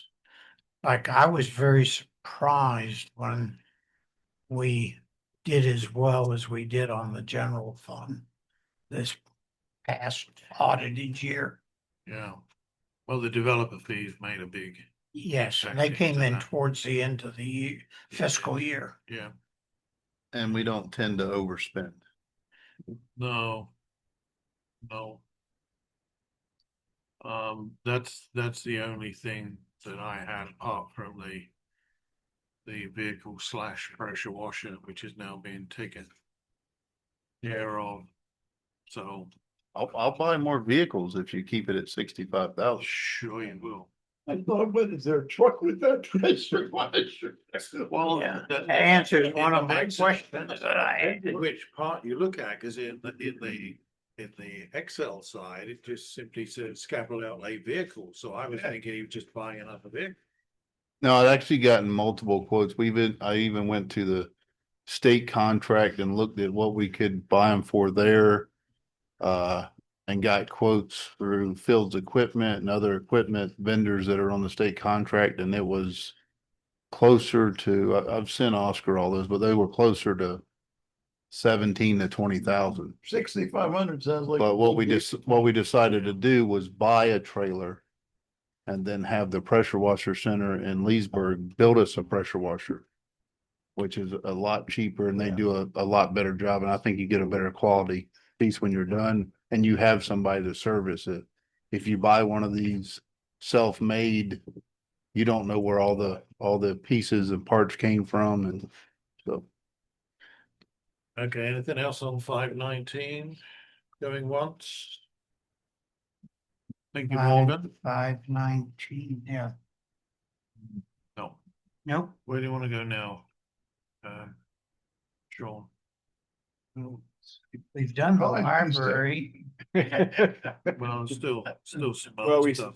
Parks and We Recreation. skipped around. I mean, code enforcement, that's under Mr. Cates, but I think we're good there. Yeah, question on the building services, or is that? Well, that's a whole different fund, and that's not Mr. Cates in particular. Well, I know, I wasn't. Oh, okay. Are we strictly didn't know where- talking general fund today? Well, I would say, I mean, I think we covered all the general fund items except for Mr. Cates's categories at the last meeting completely. If I Well, we don't, got one that we need to look at. We need to look at the sanitation. Okay. So the only question. We need other to than- look at Parks and Recreation also. And was, As a general fund or it? why did we finally decide to put the fire engine, into, legislative? Well, there's two parts of the fire engine. One is their own money, which has been taken out, Right. put into a liability. I don't like the idea that that 5,000 is in there, but we don't give them that 5,000 in this financial year, they either forfeit it I know you or had we're going talked to put about it in that. there. So do you think? I don't care where it is. I was just questioning why it was. Yeah, Well, where because are they on have they done No, it? none of Did us have heard anything about the you got creation. the information that one group would do it pretty Yeah, inexpensively. I sent all that to Peggy, Peggy. and she ever responded? No, we had a meeting. She come by and got all of our documentation on the, because we had a substantial amount of documentation on the fire truck that JJ did years ago.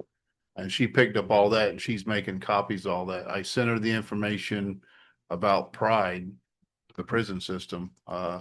She went over, I met with her and she took photos of where the truck's being stored now, and she was kind of taken back. And I said, well, I tried to tell you it's in bad shape. You know what, I can say something to Michelle. She lives down the road from me. But Her sister. But Peggy's, I guess, still looking into all of it. She said Yeah, she was I know still she's moving interested forward, from what I've heard. but I haven't heard from her in a while. I'll talk to Michelle. Who's Michelle? Her sister. Okay. She lives down the road. Yeah, because you were going to talk to Peggy to try and push the 501c3 or whatever they were doing so that they get that established, so we can give it to them in this financial year. Yeah, I think Yeah, that would be best. I think council give her until August to come back I think that was the time frame to get the 501c3 and get that established, and then I still have not moved any further on the title. We can get the title cleared and everything until when she gets to 501c3 and contacts me, we can go down and clear the title up, hopefully in an hour. What was the price that Pride gave you to fix it? I'd have to go back and look, but it was 20. It was a good price. yeah, it was really good price. Yeah. Pride is really low. It's prison industry. Well, I think the thing is we'll have to leave the 5,000 in there. The only reason it was in there was because it was the council that agreed to give her the money. So that's why I think Sean sarcastically put it under I thought. legislative, Cheap. and which is fine. But at the end of the day, if we can get rid of it in this financial year, we can simply take that out before the second budget hearing. So I don't think that's a problem. Let me just come to solid waste, because there seems to be. I did want to bring, I just found it in my phone. It's $28,615.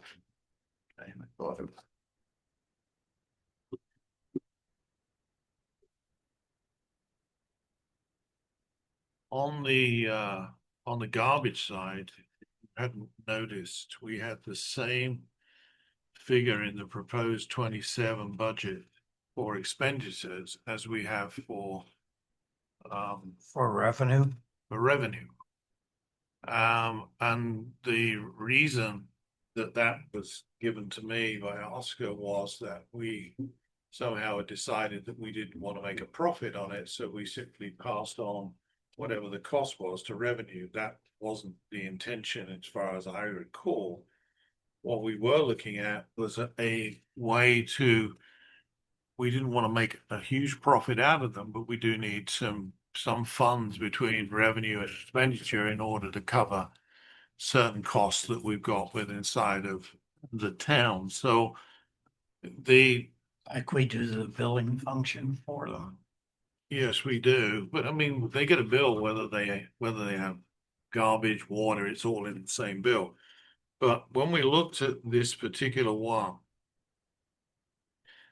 if you look at where we were originally in the projections going forward, we were looking to make a profit of $28,000, which I thought was excessive. When I looked at where we were in terms of adding the 4.4% to it. If you don't add that, in other words, if we accept the 4.4% in expenditures, assuming that the council vote to give GFL the money, which is obviously still yet to be decided, that we would be in a position, my recommendation was that we did not pass that on to the residents, and that would effectively reduce that profitability down by. Oh, we did that 10,000. last year. Yeah, last I know year, we that's did. what we. I know we did. But the thing is, we were making 40 I grand. know. So now I think we're down, we were in the budget at 28. And if we don't pass it on, we'll still be making a profit of 18,000. Oscar and I went over the figures and we'd have to relook at that. But I think that was where we were at with that. And so I'm kind of advocating the. Actually, we're not showing any profit. I know, that's what I'm That's saying. what he just said, yeah. That's what I'm saying, because Oscar misunderstood from the point, not that we didn't want to increase it, but that we didn't want to make a profit on it, which may have been said out loud. And so he's got the two figures the same, but I don't believe they should be the same. Was the 5.6 new residents, that was 120 houses, is that what you calculated that out? Yeah, divided by two to bring them on. So I guess what we're looking at is a situation where we're making the revenue, we calculate the exact figure, but it's going to be around about 18,000 more than it is shown in there. Am I right, Oscar? It should be 20,000. Didn't we come back? 20,000. Yes. So instead of 389, 370, it would be 409, 370 For the revenue. for the revenue. Yes. For the revenue, yes. Was it 409? I thought I got 401, 900. Just trying to find my. So the proposed revenue was 389, 370. And if we're adding 20 grand to it, that would take it to 409, 370. Okay, and then, but you got the reason that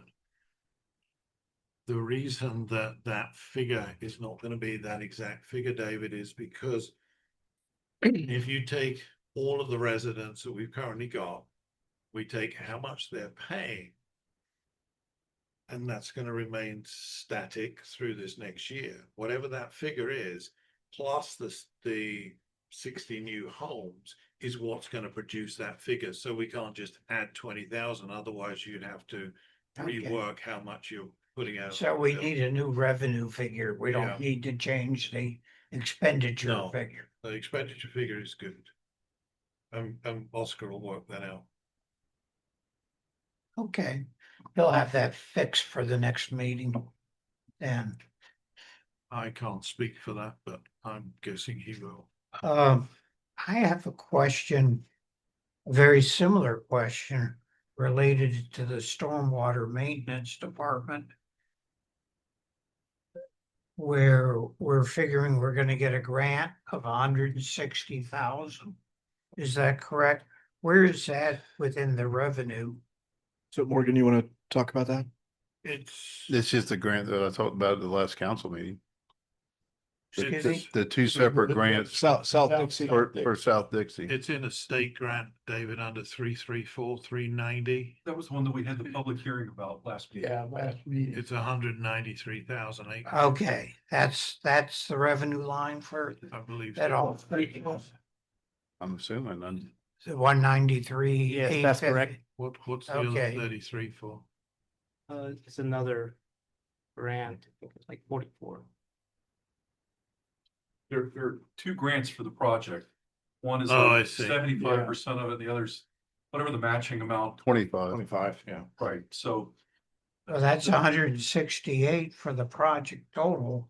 Well, no, the 8,000 is for repair and maintenance on other stormwater structures. Okay. So the 160 is the grant amount? Yes. How do we get to 193,850 then? On the revenue? Is there another grant? that Yes, we're there's another applying? grant. Yeah. But if we get the money in for the other grant, where is the corresponding expense line? So there's a third grant in that number. No, There's the two matching grants for the 160. He's saying it's 193. There's no other grant? It's in there as 193, for sure. It may be for another, there's a grant for another purpose, perhaps. Morgan says. no. Okay, so we need to correct that revenue. Yeah, Item I'll then. look at that with Oscar and we'll get it corrected. Cause I know there was an initial grant, the project was $150-something thousand. Okay. That grant, we got 75% on that grant. And then I got a grant from Florida Commerce. We're trying to get that grant for the matching town side, 25% of that 150-something. But the total grant revenue is going to be 160 when we're all said and done. Is that correct? Not necessarily. It'll hopefully be less than that. Well, whatever the expenditure is. The grant, the money coming to us. The two parts of the grant, if you work out what the two parts of the grant are, put that in that figure. I mean, David's right, it should be 160 if that's what we're budgeting. But are we just rounding up? But I also be interested if we think there's another 33,000 in grant revenue somewhere. I just like. Within the budget. Did you not have another one or anything from Lake County Water Authority this year? There might have been a holdover on that from Lake County Water Authority, but that's all been paid. Okay, We've been I just- reimbursed on all that. So well, it's probably a residual from a previous grant that's not applicable, so we'll get that corrected and lower it. Okay, so the 193,850 number is Should be too high. 33, or whatever it is, lower.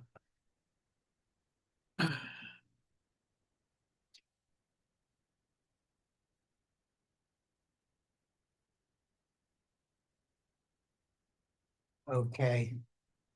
If we could go to the parks and recreation line, It's to the park and recreation. Under general department. fund, yeah, it's line 266, Tim. Well, probably not. 'cause It's line 572. Yeah. Okay. I'm And looking at an what Excel spreadsheet. page are y'all on this? it's on page 29. Okay.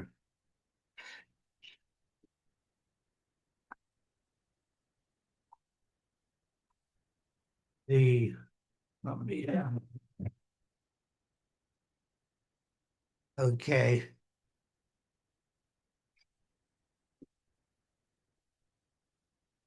Okay, I think that answers my question. The parking, what we're doing next year is we're upgrading the playground equipment in Griffin Park, is that correct? We are, but we're replacing one that we had to take out because it was failing. It was Remember breaking. the so we had to remove it. climbing unit was taken out. Yeah. Okay, Can we get can we get another funding source for that? Maybe through a Yeah. FERDAP We're grant? gonna try through this yearly process to get a funding. we source used for to that. get a lot of money from FERDAP grants. Do they still? Yeah, there's. They are, we last just year, around, yeah. we looked at a few grants, between myself, Brianna and Parks Consulting.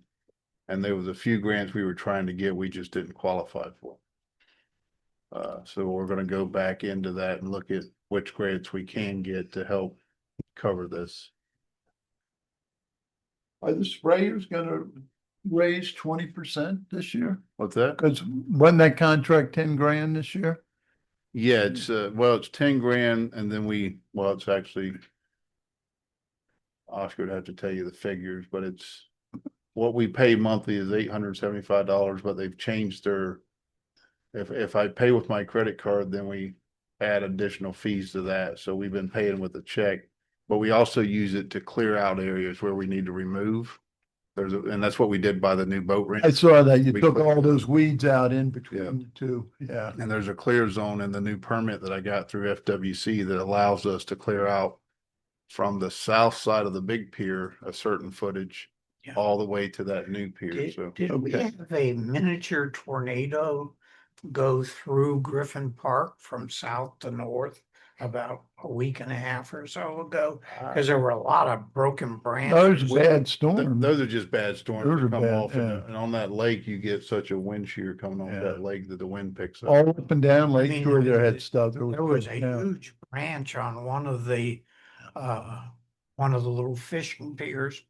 And the next day it was gone, so I figured, We cut it up and that pier is actually closed because it's damaged. That limb dropped on it and just Yeah. pretty much destroyed that. So which one was it, that's number two? number, It's the first pier, isn't it? it's number 2, I believe. Yeah. Yeah. Yeah, I think it was number two. They're doing a good job though. The PWC, on the weeds spray, and everything. Yeah, it looks good.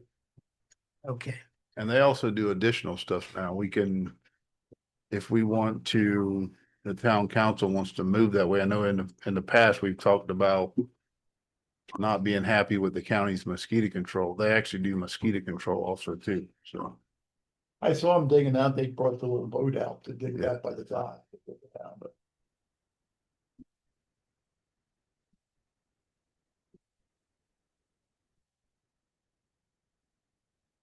We've covered all of the general fund, haven't we? yeah. Oh, Morgan, I was on Sarah Maud. Are those signs still being worked on? Yeah, we're trying to find somebody that can print them and put them. Is that the problem? Yeah, Can't get somebody to print them? yeah.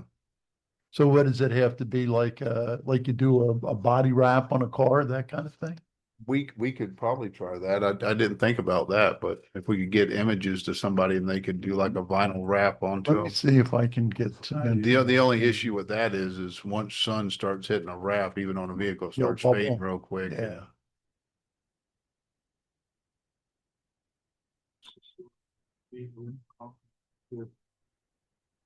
Services, law enforcement.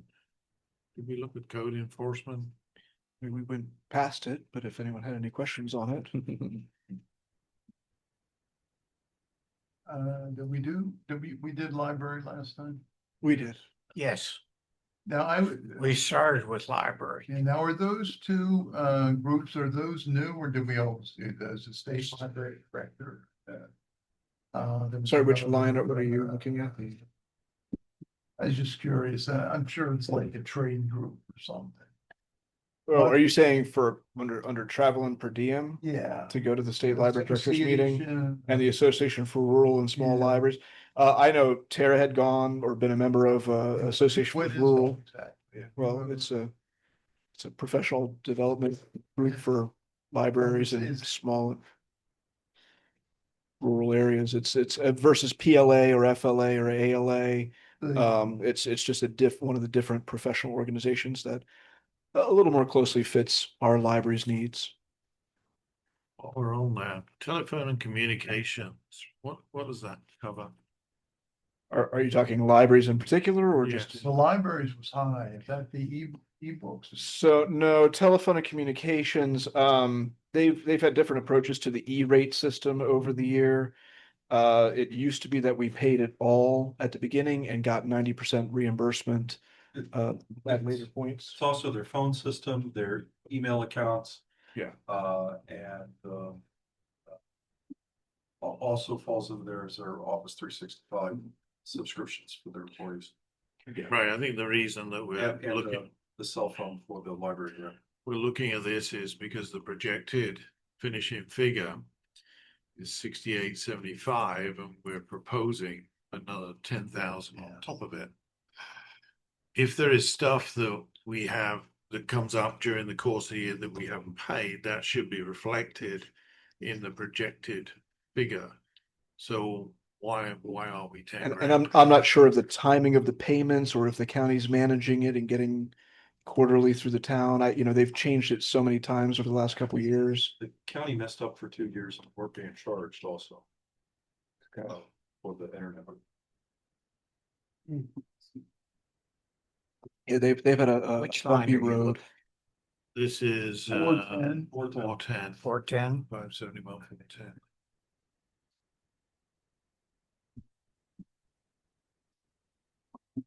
Well, we should look at it because we can't just add 10,000 to where we think we're going to be this year. either the projected figure is inadequate. Well, if you look at the 2 years before that, that was when they were Right. charging charging correctly. appropriately.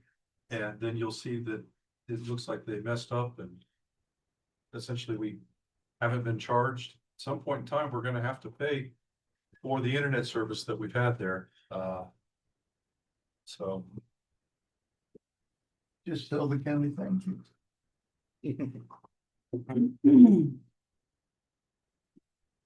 Okay, anything else for libraries or anything else in the general fund?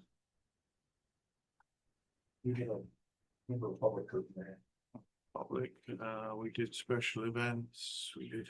Do we want to get out of school early or do we want to move into some other funds? Well, do we Gotta have. do we have questions on impact fees? And I think Mrs. Manning, I think there'll be comment period at the end of the workshop. So did we want to jump into impact fees? If I think someone said they had questions in the impact fee categories.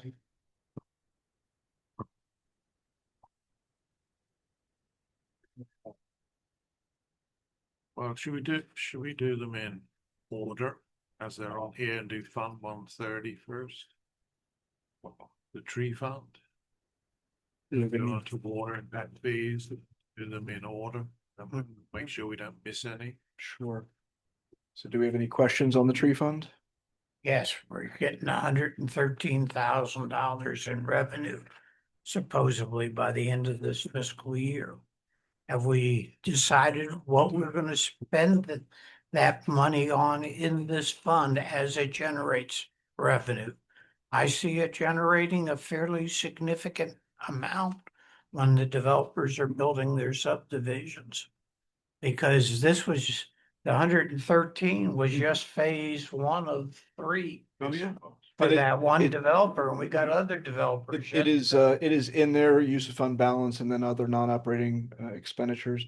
Sorry, operating supplies, but I don't think we've specifically laid out any No, we- particular plan. We've talked internally about maybe getting with a landscape engineer to do a study around town, see where we can put trees. Yeah. And possibly going in and redoing, I've talked to Parks and Recs about redoing the bump outs we have along Lake Shore because they're starting to get overgrown. We've got those palm trees in there and all that stuff, maybe re-landscaping those and planting some kind of different tree in there and cleaning those up a little bit. Would it be appropriate for the Parks and Rec people to look at that revenue source, and come up with ideas or? Yeah, That's certainly within their, yeah, that's in them, Scope. within their scope and purview, so. Because That's why I've been talking to them about it, about maybe the bump outs or hiring a firm to come in to do some type of one of the study. concerns I've had is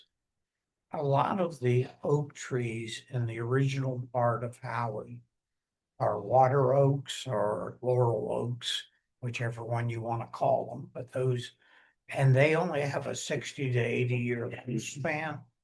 And they were planted 60 to 80 years ago.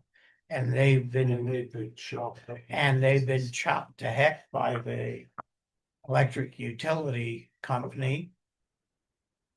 We should not plant any trees of that magnitude underneath power lines. Or Number one, or but- over water lines or anything like that, so. But we need, maybe it's a good idea to get a landscape contractor to look at the entire town. we Well, have see some- where we can plant trees. If there was a reason why it was originally named Palm Drive, too. That had palm trees, Yeah, So which is really grass. yeah, we do have landscape architects on our professional services list as well. we've already also got have them one right under here in town. contract. Yeah, we have. Well, but we have 3 that or 3 to 6 that we've contracted with. Her husband's at Lake Ridge Winery. Why don't you put a project in the tree fund to hire a landscape architect to look through the entire town to see where it would make sense to plant some trees. Okay. Yeah. Oscar, can we add another line in that tree fund. or contractual. Yeah, other Use the contractual money services. When we build the town complex. It's a lot of trees, though. Yeah. Or I mean, we could use it for that. We could use it for Pine Park when we go in and redo Pine Park for planting trees and. Yes. Exactly, that's Yeah. one of the places I was thinking of, that Yes. is we're gonna have to landscape Pine Pine Park. Yeah, I'd like to see Pine. So I think tree fund Moving along. is good. So Yeah, I don't Uh, think we moving should on rush to the- spend that money personally. Yes. moving on to I the, don't think we should rush, but That is. a it good certainly idea. doesn't something. hurt to plan. No, that really is a good idea. so that takes us Oh, 100%, I'm in agreement. 40, Yeah, water impact fee fund. Any questions there? Okay. Okay. I assume that the impact fees coming in are gonna go out, and they go straight into the water fund to be used for the new water plant. Yes. I like the percent change. Right. 3, 4, 5, 6, 9, yeah. Good. Parks and Rec, 141, page 35. Negative. Any questions? That's just going back. How much do we owe now to the Sarah Maud? Was it 203? Something in that neighborhood. It looks like we're just about gonna liquidate it with the revenues And coming this is here. based on 120 homes. Maybe we should make them all Nice to 130 and break then we even. could get to. And then we can budget for wiping that out Yeah. and having a positive balance in the, Right. Police impact fee fund. Any questions on 142? where are you now? Well, that should be Page 36. Page 36. Where do we Fund stand on 142. Putting the new impact fees into effect? What is it? The drafting of the ordinances between legal and the consultant. So we'll be bringing that back to council. Make it by 1 Jan latest. Oh, yeah. Oh, yeah, that's what. I mean, that'll be. I think. They were looking at November, December. Yeah. Yeah, that will be. Yeah, yeah. So is So the nothing- date of that gonna affect your budget? No, he took that into consideration. No, this is using the current amount for the impact fees. So it'll be. No, I'm not talking about the increase. What I'm talking about is the timing. In other words, if you're saying you're gonna have 120 homes, if 30 of them were built or pulled permits prior to. You Well, won't get. Oscar's there. saying he did it at the lower amount just to be 100% conservative on the estimates of revenue, so. One of the things that I'm noticing is the police impact fee fund already has a couple $100,000 in it, and we're projecting moving 217,000 more this coming year. Could that be used for part of the planning process for the municipal complex we were talking about? Presuming that police are part of the completed project, then sure. And then it's just a matter of saying police are 30% of the total building space and picking an appropriate percentage and attributing that to. Yeah. Or if they Some- build their own place, they can use it. Right? Well, that's true. I think Well, Councilman was talking more about I'm a. not suggesting that everybody be in one building. I'm suggesting we have a campus type of thing with different Yeah. buildings for different But functions. even in that case, though, if you're doing a campus design, you're probably going through one architect for the Yeah. layout, and you still have to Yeah. prorate the bill for how much each. And Project would the town, would it be appropriate to ask for the town manager to talk to the supervisor, not the supervisor, the school board or chief, about the land that they have up here? I can. Because that's an ideal, somehow, if we could work out a deal with the school board, that would be an ideal place to put the municipal complex. Plus, if we could bring the school board headquarters, the reason they haven't touched that land, they told me, their planning people told me when I went to the meeting last November, is they've been wanting to use that land, which has a nice overlook of the lake, for a new school board headquarters. And they've been afraid to bring it up because of the Taj Mahal effect that has happened in Palm Beach and several other counties when they built new, but Lake County's got some of the raggedest facilities for the school board headquarters.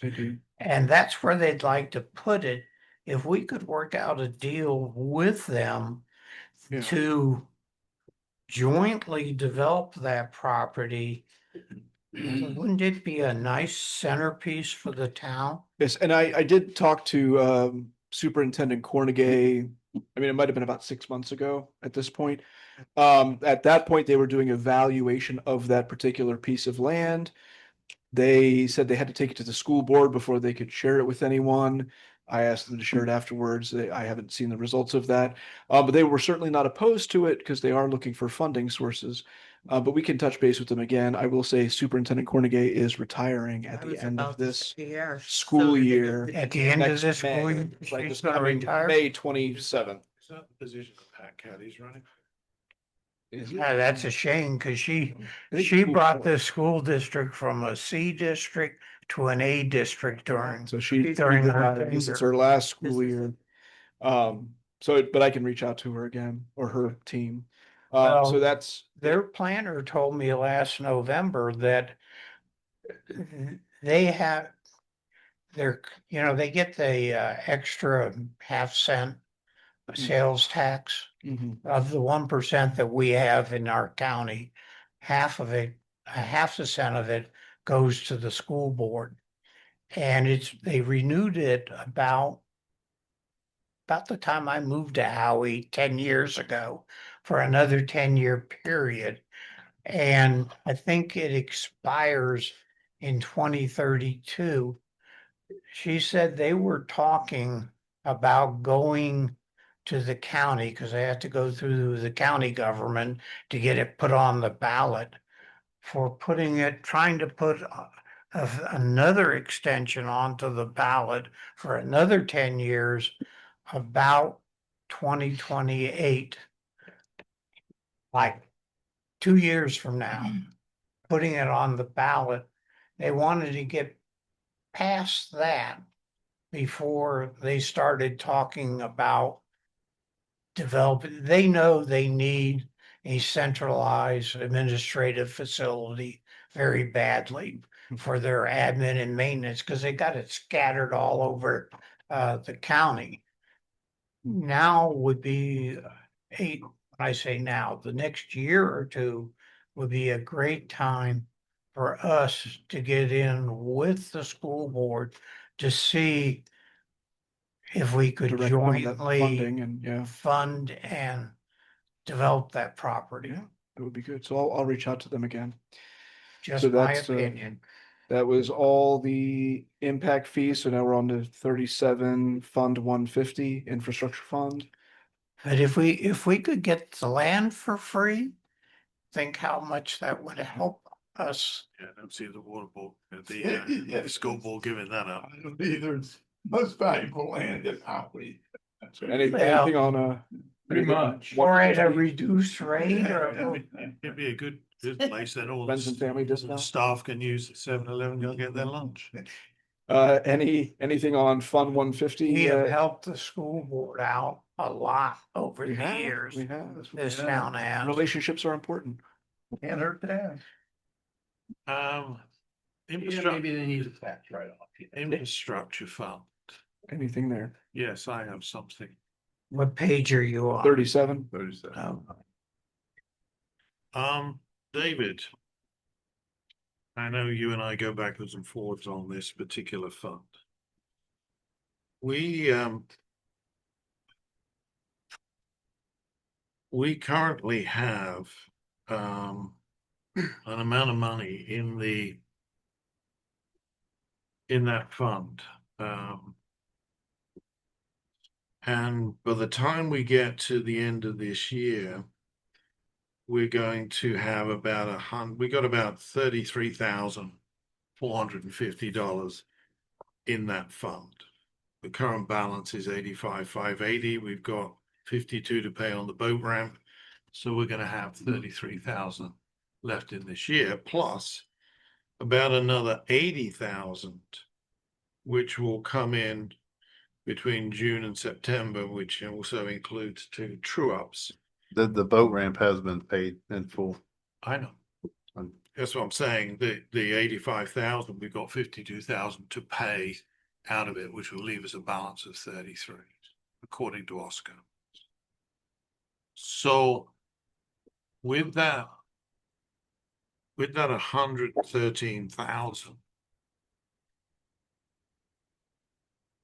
we have got, I believe, 2 finger piers, Morgan, is that correct, to replace, and then we're done with them all? You know, we were putting 300,000 into the Let me just transportation get fund Morgan's taken out, and then I'll come back to you, David. Just give each me- year to repair roads until 2 years ago when the council changed and we decided that finger piers were more important than roads. I get you. Morgan, Yes, sir. What was the question? you've got 2 finger piers left that need to be replaced. Am I right or am I wrong? We have more than that. The ones that are of particular need to be replaced through safety, how many are we looking at?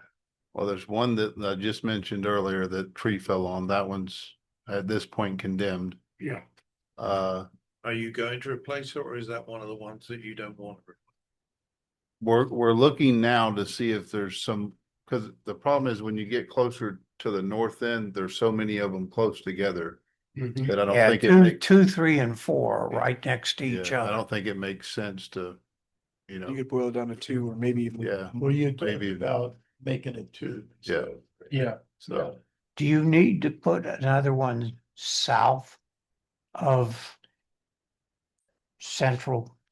that's going to take a lot of permitting. When you start adding piers to the shoreline, you might be getting involved in St. John's, DEP, Army Corps of Engineers, all that. So If you don't put any south of Central, 3 more piers will finish it. Number 8, number 1, and one of Well, the 3 for 2, 3, and eight's 4. been replaced because we removed one, so we had 8 piers. We had 9, we removed one, so it went down to 8. Number 8 was done this year. I'm talking between, well, you renumbered one of them. So you got, when you put number 6 in, you took 6 and 7 out. You took 2 out and put 1 in. Number 5 has been renumbered number 6. And the new one that you put in was number 7. There's a pier between the main pier and that's an old one. Yes. So there's one there. You've got 2, 3, and 4, which probably could be replaced with 1 pier or all 3 of them, and then pier 1. And there's a concrete one in there There's too. a concrete that's going out. You don't want to get too low on them. The concrete one's number 3. Well, that one's going out, you said. Yeah, that one's going to take a lot more to remove it, than just the normal Yeah. removal that they charge. 2, 3, and 4 are the ones that are right next to each other, though. There's only about 50 feet between each of them. And I think 3 more would finish it if we're not going to put any south of, And then the other part about putting any further south than the number 8 pier that is on South Lake Shore is then you can't get access to it. Like we were wanting to put sidewalks to them so they have they're ADA accessible. It's so steep down there that you'd have to run a sidewalk for. With a handrail to get anybody down to. You'd have to wind it Even way on a in. mower, that's a very steep hill to mow. So I rarely see anybody on those fishing I piers. see people that are all. I walk that street. I walk that street every night And normally my wife and I stop at either 5 or 6, which are the two newest ones, other than number 8. The two north that are the newest. And I've seen one fisherman on them in the last 2 weeks. One. I saw On two, one day. one of them, they right there, 2, 3, and 4. Yeah, I saw 3 of them on the long dock that we've got on Central. They're not supposed to be fishing. Well, they They're were. not supposed to, yeah. They're not supposed to Wasn't- fish there. Was there a conversation about one of them being removed and not replaced? Yes. We already So did that that. we already did that did one. And then we're talking about another one. So Yeah. is it going to be replaced or not? There's another one that's gonna be That's- removed. There are, Then that would be, okay. there are 5 old piers that need to be taken down. How many new ones do you recommend that we put up in their place? I would have to revisit where they're positioned and what the numbers are to get an accurate description of how many which ones we can take out, make sense to take out, and which ones to replace. We're also gonna be having more people wanting to fish. You think? You have more people coming to You got more town, people yeah. coming into town, you gotta have something to do. And those piers get used a lot in the mornings. They get used a lot. in the morning. There's one gentleman that fishes just about every one of Yeah, them. in the there's one morning. guy wears little vests there all the time. And And they also fish from the main dock as well, main pier. Yeah, the reason you can't fish there is they get their lines, I've seen they them out lose there. their lines, it goes around the propellers. Yeah. Of boats. Oh, no, I'm talking about fishing from the main dock. Oh, the big one? Yeah. Yeah. I've seen them on there as well. Oh, yeah, I have. I see more Long way to people on fish it up than there. on the fishing piers. It's not ideal, it's not forbidden, but it is forbidden on the boat ramp. Okay, so shall we move on to? No, Well, how many do you need to replace? Morgan said he needed to go out and do an analysis, and that he's gonna bring that back. Okay. So that was the well, latest thing. the reason I'm bringing it up now is because by the end of this current year, we will have 113,000 in the infrastructure fund. We've already put in 228,000, which is all going to go to roads next year. And so I'm asking, it would be sensible because we did have 2 finger piers in the budget, which are now taken out. see, Because me and you've talked about that, but I don't remember us having 2 finger spears in the budget. Yeah, they were in the general fund, not in the. They were in the general fund, yes, last time. So I don't think we should be doing that out of the general fund when we have infrastructure money. But Except for the infrastructure fund, which used to be part of the transportation fund until we changed our accounting structure, was being used by a previous council at a rate of $300,000 a year to replace roads. And we've replaced a grand total of 4 of them. So, and just as. And then we stopped doing it. The last 2 fiscal years, we've not done any. And the roads now they're 40 years old. Citrus and Gardenia. We just did that. Citrus was the fiscal year 24.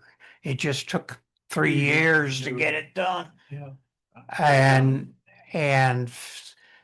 Gardenia was half a fiscal year 25, and we took the money out to do fishing piers And you hit. over my objections very loud. And fiscal year 26, we put money in the budget to do this road and then spent it on fishing piers and the dock instead. Part of it. Yeah, so Well, what I'm asking you, David, is do you feel it in your heart to split the 113,000? So you get 56.5 to put with your 228, which is nearly your 300,000 for the roads in next year. this year and next year. The total project cost for North Valencia, including the water main, is $192,769. How much of that is the water main? $77,454. So Valencia, Valencia is only 122,000 for the paving? No, it's 215,315. Wait, That doesn't add up. say those numbers again, Morgan, one more time. 292,000. Oh, we heard $769. Okay. So add a 1 to the. Yeah. 292 to pave 2 blocks? No, because that's Plus including the the water. 77,000 to do the water line. Okay, so of the 292, 77's the water line. 215 is the. 215 is the paving. Okay. And how much money do we have that we're carrying forward? We will have 300. We will have 113 estimated. Yeah, and how much do we want to transfer from the general fund, which is what we were doing in prior years? That's how we got the money, the extra money in there in the first place, because we were spending more than the total amount. We were putting 300,000 plus a year I don't in. remember ever transferring money out of the general fund to do infrastructure. Roads. I asked Yeah, for it where every year. where but it did was the turned money down. come from? Because we weren't getting enough revenue from We transportation would and be other. carrying forward in previous years There was nothing. until there was nothing left to carry forward from previous years when we used it all on citrus. Okay, because we were spending more money Okay, we were. but than we had a- revenue. We had a little bit from each of the previous years until we utilized that. We had more than a little bit. We must have had, Chunk. because we spent 400,000 to do North Dixie. And we spent 300,000. I'm just talking paving, not water. But that was kind of I think when leftovers from I think previous. when I started here, years. there was an excess of like close to 300,000 in there. Yeah. When I first started. And then we stopped hemorrhaging on police vehicles as well, which helped. So stabilize that what fund. you're saying is if we split that, there would still be enough money for North Valencia. Not when you No. added another 100,000 on it. Well, Depends where you get the money from. no, because you said The 70 258 plus 113. When we, Right, isn't that what you said? That's 341,000. If you take half of that out, you're right about 300,000. And he said it would be 292. how much money do we have in the infrastructure fund? At the moment, we have 85. We got to spend 52 because we got to pay for the boat ramp, leaves us with 33. And to add 80 to that, which will be the revenue received in this fiscal year, takes you to 113. Okay, And you get 228. we need 215 just to do the road.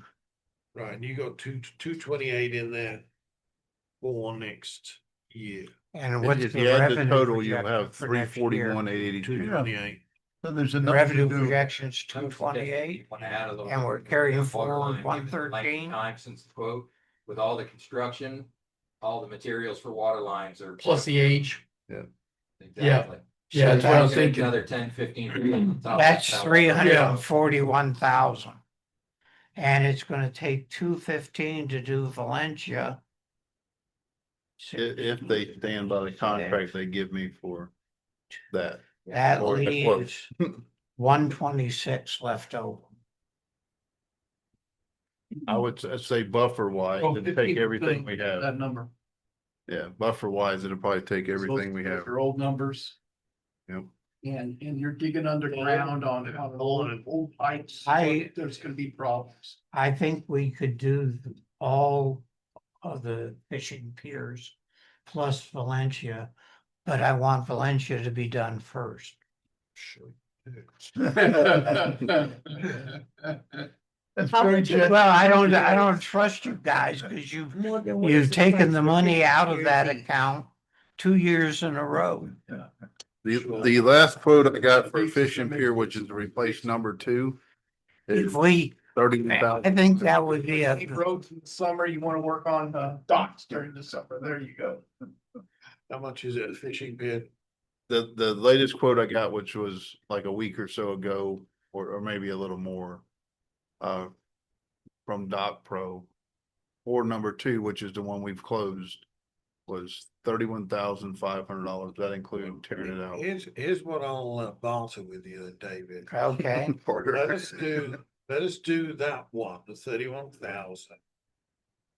Then you do Valencia, and with the money left over, we'll do the other figures at the end of it. But that one's closed because it's unsafe, so let's get that one done. Okay, That makes sense. that makes sense. So move forward And with finger pier number two. Yes. The top number that we're working with at this point is So you'll 400. to that. 403. I think that's a reasonable Is that the number? compromise. What's that, sorry? Well, The infrastructure? yes. By But the end of next fiscal year. Well, it's still 228 in next year. Yeah. That doesn't change. We're just looking at what we're Right. gonna do. Now, is that projected by the current- end of fiscal next year? Or is that?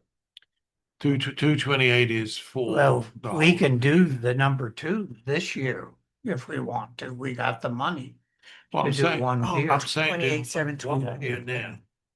Yes, And then when you've got enough money to do Valencia, And or then what's left what we over get and what back to comes what we in, carrying you do forward, Valencia, 80 and then plus we'll some, replace the other pier at the end of next year. that's fair. Carrying forward. Sounds good. I will send. Right, that Brad, you email said 80 and tonight. whatever, so we have 113 that'll move forward. I would not, Yeah, You what we're know, gonna do is where we're I gonna do would the put one the pier pier now. Yeah. That's between 31 2, 3, and out of the 4, 130. number 3. Where number 3 is currently Yeah, located. that'll give That's David what I think we 82 figured, because I've been to taking go with pictures this of every new one of them, and I 28. got five on every one of them. After that pier, And we'll go. with we'll the have them tear. So whatever two Valencia costs, Replace three. Out Number of that- 3 is almost exactly equal distance between out of number that 1 310, and number 5. But what I out of gotta that look at. 310, whatever we have is left, we'll do. we'll the go next- sidewalk. the next year. Yeah, So we may have to. that may be a little bit of a problem because number 3 is right Would you where one want of the your pump outs transportation from- is located. Well, so was number 8. He just went from down here and went back. Yeah, I saw how you did that. Okay, are we ready for 152 on page 38? Yes, Transportation Fund? yes, Any questions? yes. It's 402. We're on the transportation fund. Yeah. Do we need to extend the meeting? We can, just 30 minutes maybe. We've been here for what, 3 hours? Yeah, just go another half an hour. I think we'll be done by then, before then, because we're getting to Okay, let's. move on. Okay, transportation questions. It looks to me like what we're using the transportation fund is day-to-day type of things like pothole repair. That's what it's We're for. paying the street lighting bill. And There's not enough money in that thing Do much. to do any significant projects. we use it for sidewalks also. Yeah, and they've just done some big sidewalks as well, so. That's why I've asked for Questions? the, Mr. Mayor? Yeah, have the okay. 60 in Get there. in there, get in there. You only have half that. I know, I'll be done. The figure. I'm sorry, John. The figure for the 9 cent gas tax is going to change to 12,982. It's just an arithmetical error, because as you can see, it's 9% less than last year. Whatever increase we go with, the 6 cent gas tax has got to mirror the 9 cent, because they're based on the number of gallons. So Oscar's already made that adjustment. So under 27, it'll be 12,982 revenue. Yes. Where we at?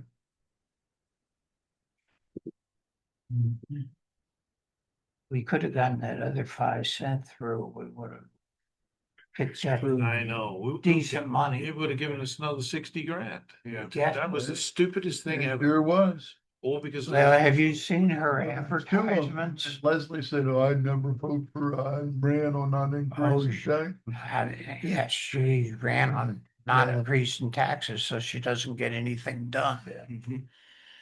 Well, she is up for election, so. Yes, she is. She's got tons of signs. And I'm telling everybody I can how to vote on her.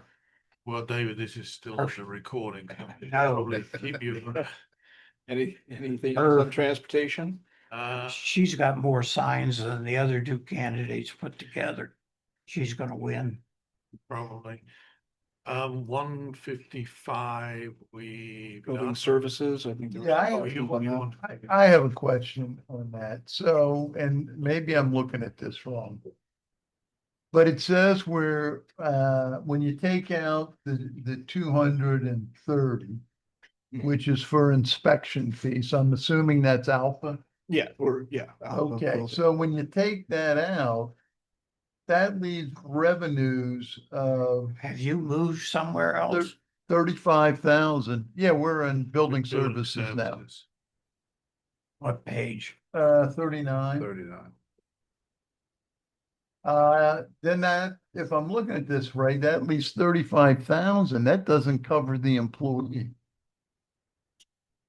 So what am I missing here? Oh, because you're just taking off. Yeah, I mean, didn't we just hire some? revenue? Yeah, didn't we just So why are hire you some taking- guy to do? Well, because that's getting jobbed out, isn't it? Yeah, not all of it, though. They get like 2/3 of it. Oh, Is this still They get a all the percentage. inspections So, at the yeah. house? so I can look at that figure, whoops, of 250, and we're making 70,000 of it? 78. Yeah, but thereabouts. I'm just trying to Yeah. figure out. Wow. So we actually in-house here then, we have a revenue of at least 100,000. Okay, I just wanted to make Yeah, sure we're that's what I'm covering the cost of that Oh, yeah. person. Oh. Yeah, which we were Yeah. before too, when we had that Okay. Yeah. set up with the previous building permit clerk a few years back. But the other thing is, of course, that even at the end of this, you've also got a transfer out money of 124,000, which I'm assuming has gone into the general fund. No, that's just gonna transfer out into the next, it's gonna be carried forward to the next year. Transfer. Because it's a semi-restricted fund. No, it's transferred out to the general. Is it? Oh, okay, I So misspoke. I'm sorry. What's the line item that it's coming in on? Should be at the bottom, due from other funds. Oh, yeah, I looked at that. What's it getting transferred into? It comes in as revenue into the general fund. Yeah, but under what? It's under due from other funds, right at the bottom, 381131. And it's, and that comes into the general fund because it covers part of Sean, John, Oscar, and all the rest of it to go in. But that's the only one we've got come in. Last year, we had money coming in from water. Is the new billing clerk, where is that person? That's 100% in that fund. Okay, That person was listed, under, Salaries, overtime, wages, et cetera. So because they're 100% in the fund, that's not a transfer out to the general fund for Right. a partial compensation of a we're salary. actually That's paying a it full out of this 100% fund. out of this fund, which is appropriate. Right. Yeah. And we're paying the inspector. But the line, Is that number high enough that we're paying the inspector?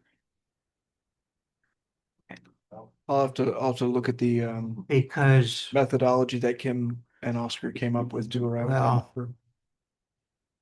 Talk about line 341. 341. Yeah. We're increasing it from 38,000 essentially to 78,000. I mean, see a line 341. well, it's. No, the 8-month actual is 56.9. Well, that projected figure is probably not. Yes. correct then. Well, I'm suggesting that 78,000 is going to be too low because we're gonna. Oh, that too. It's probably. I bet that's based on him just adding the 120 houses. Is all we were figuring. Yeah, we're because gonna if you look do. at the projected figure, 12/8 is 85,000. So we are going backwards. Yeah, I'm just wondering if that 78,000 is on the low side. We can look at that again. both for the expenditure and for the revenue that's coming in. We're expecting proposed revenue of 250. Is that right? So we're Inspection, getting 250 in, but we're only paying 78 out. I thought you said that they get. So he said 70%. they get depends. 2/3. It So depends on we the would- category of work that they do. Well, what? yeah, But yeah, we'll look at that. we need to look at Well, yeah, those numbers. But if you've got 250 coming in and you're paying, Line 341, 78,000 now.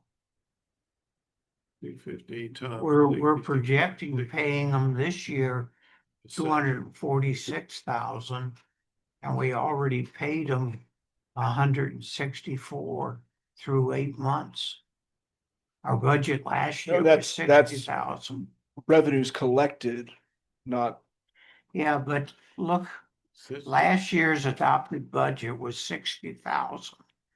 Yeah, and We've collected 164. 164 through 8 months, and he's projecting 246 through 12. And so we're projecting it to flatline at 250. And then on the expenditure side, we had budgeted 60. We've already paid 57. And we're projecting we're gonna end up at 75.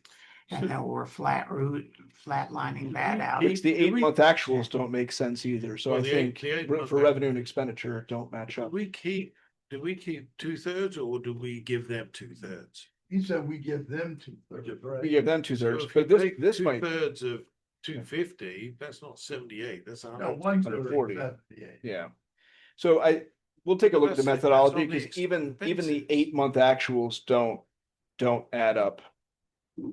And what we currently have for 8-month actuals for revenue and expenditure. And I. So there's some issue. I here with think the we're under projections. budgeting the expenditure, I think so so. we may be under budgeting the revenue. And well, that may be as well. So we'll take a look at this, but there's something even going on with this year's actuals that Oscar used to forecast, just looking at this again. Something's off with the 8-month actuals between revenue and expenditure. So we'll get that cleared up by the next workshop. So, yeah, because whatever we change to that, it's just gonna affect that transfer out figure. Yeah. Yes. Yeah, so that's important.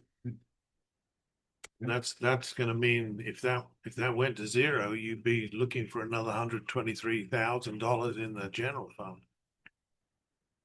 That's not- Yeah, We'll get that. we're already projecting a transfer of 125,000 this year.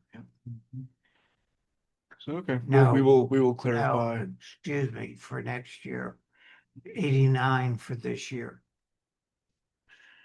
And 123 for their next year, 120.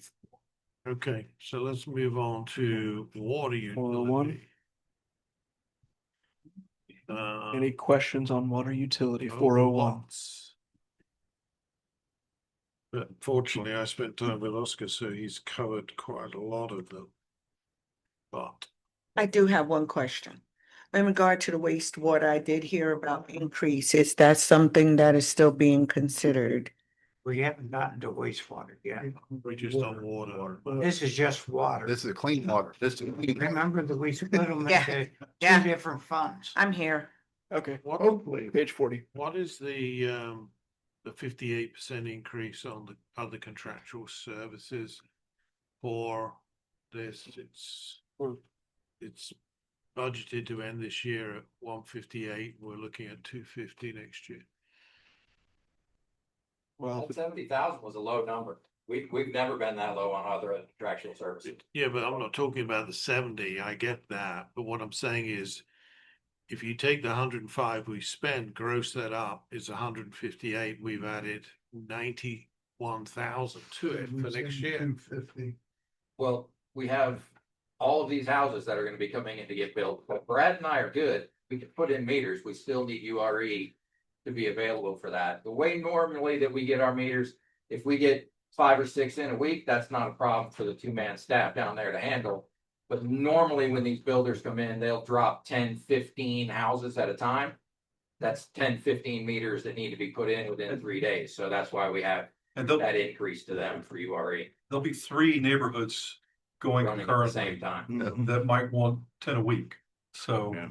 it's just not, Or might more. Not not to mention always the be fact possible that for we're 2 people. also gonna have a brand new water plant up there, which Mark and I are gonna be spending a lot of time getting to work correctly.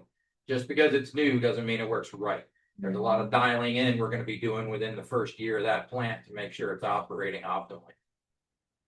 But you got a new connection fee, which coming in from the builder for 57,000. But on the other side, you're looking at 91,000 additional going out, is my point. What line do the water meters for revenue come in under? Presumably under new connection, which is 57,000, 343, 350. Is that correct? I mean, there's no other line item for meters, so it's just got fees, new connection. Does that fee include the meter? Or is that the Well, fee? they're paying for their meters up front. How much does So a we can meter order them up cost front today? because of the turnaround time on them now. But that's a new process this year. How much does a meter cost us? Costs us $245, $48 per guy. Okay. But they're prepaying the meters now to get installed over And time. they're ordering And 50 or 60 at a time. when they do the installation, they still owe For the installation fee, but the initial meter revenue and meter cost are in the current fiscal year at this time. So we're looking at a revenue just for the installation. The revenue projection, the actual is around 8,000 for 8 months. The projected for the year is the same. So that number is obviously low. Do you think we're gonna put some meters in between now and the end of September? So right now I've got We're already put. 7 meters outstanding, waiting on parts. And those are just the model homes. I assume Hillside Grove is going to be putting up homes relatively quickly. Yeah, They're ready to go. Yeah, I think They're this past month I've done. Well, just in the past week since I've got back, I've done 6 or 8 plan reviews on new houses just for Hillside Grove. Now they have 6 up. Now, Yeah. where does, we charge them for the installation also? Yes. The meters cost, in round numbers, $250 each. How much do we charge to install that meter? I think I'd have to look at because we just updated The that schedule schedule of of fees. fees. Yeah, we increased it. I remember that. It's over $800. total. Okay. I think that revenue number is too low. Where does that money go? Which line does that revenue go into for the installation? That must be in the new connection fee. I believe So that's- both of them are in the new connection. Well, the 343, 350 is. 'Cause usually it's fees one for new time. Connection. Yeah, it's usually together Yeah. anyway. We're only That's splitting it apart if you're recently. talking about $800, that's equivalent to about 71 meter. Yeah, I'm not seeing everything. And that's one development. I mean, Pulte ordered 61 meters. Hillside Grove ordered 121. No, And they're but currently at the shop waiting to be installed. to David's Wow, point, Pulte is, already ordered? Yeah. to Really? David's They were the point, first one. is that Man. 57,000 for new connection fees too low? Yeah, you already got that many meters sitting there waiting to go. Or more. More than that.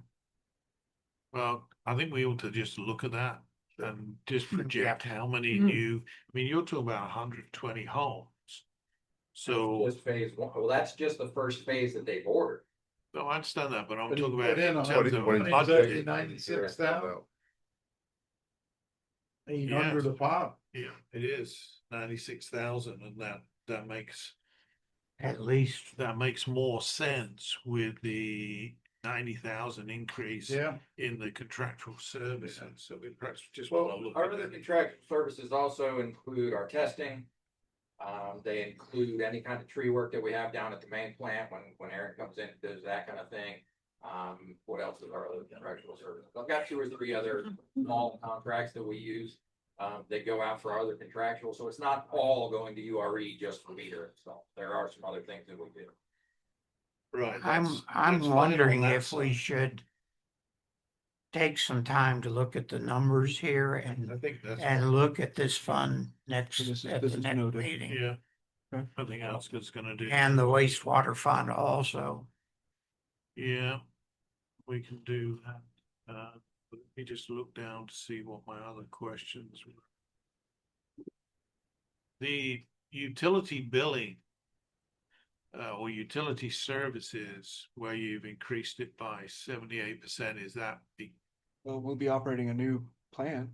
no, I understand. I'm asking the question because I want to know the answer from you. I know what I perceive it is. Yeah, that would, you guys increased that. I was not. When you say you guys. Sean and Oscar sat down and increased that number. That's not you guys, that's them guys. I pointed at Sean when I said it. Okay. And insurance 17%, is that, you just think we're gonna get clobbered? Have you made contact with PGIT yet? These two funds Are you going to? are probably going to, along with related impact fee funds, which will be on the agenda next week, is that correct? Yes.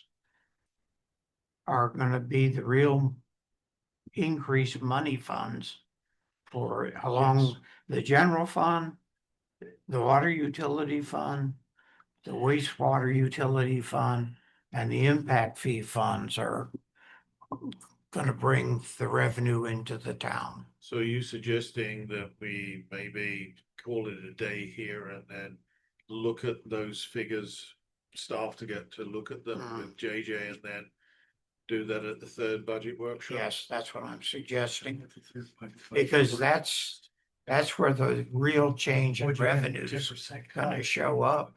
And the real change in expenditures too, for that matter. Yeah. And at that 3rd budget workshop, are you gonna do the 10% exercise too? Well, so there is a question, by the way, and I will confirm. Everyone is scheduling these 3rd workshops. But I thought that was to address what you do. You're supposed to chop your top line down. Oh, it's supposed to be 10% less than the previous, meaning current year's budget. Right. There's a question though on whether that rule that you have to have a 3rd workshop doesn't take effect until January 1st of 2027 or not, but we can at least do the exercise or use it for an opportunity to cover these other. I think we would. But Because we haven't looked at where the main drivers of our revenue and expenditure, the general fund is gonna be big in the future. Yeah. But these funds are gonna be Yeah, the major drivers of revenue and expenses. I mean, and we have council meetings where we can still keep addressing the budgets, so.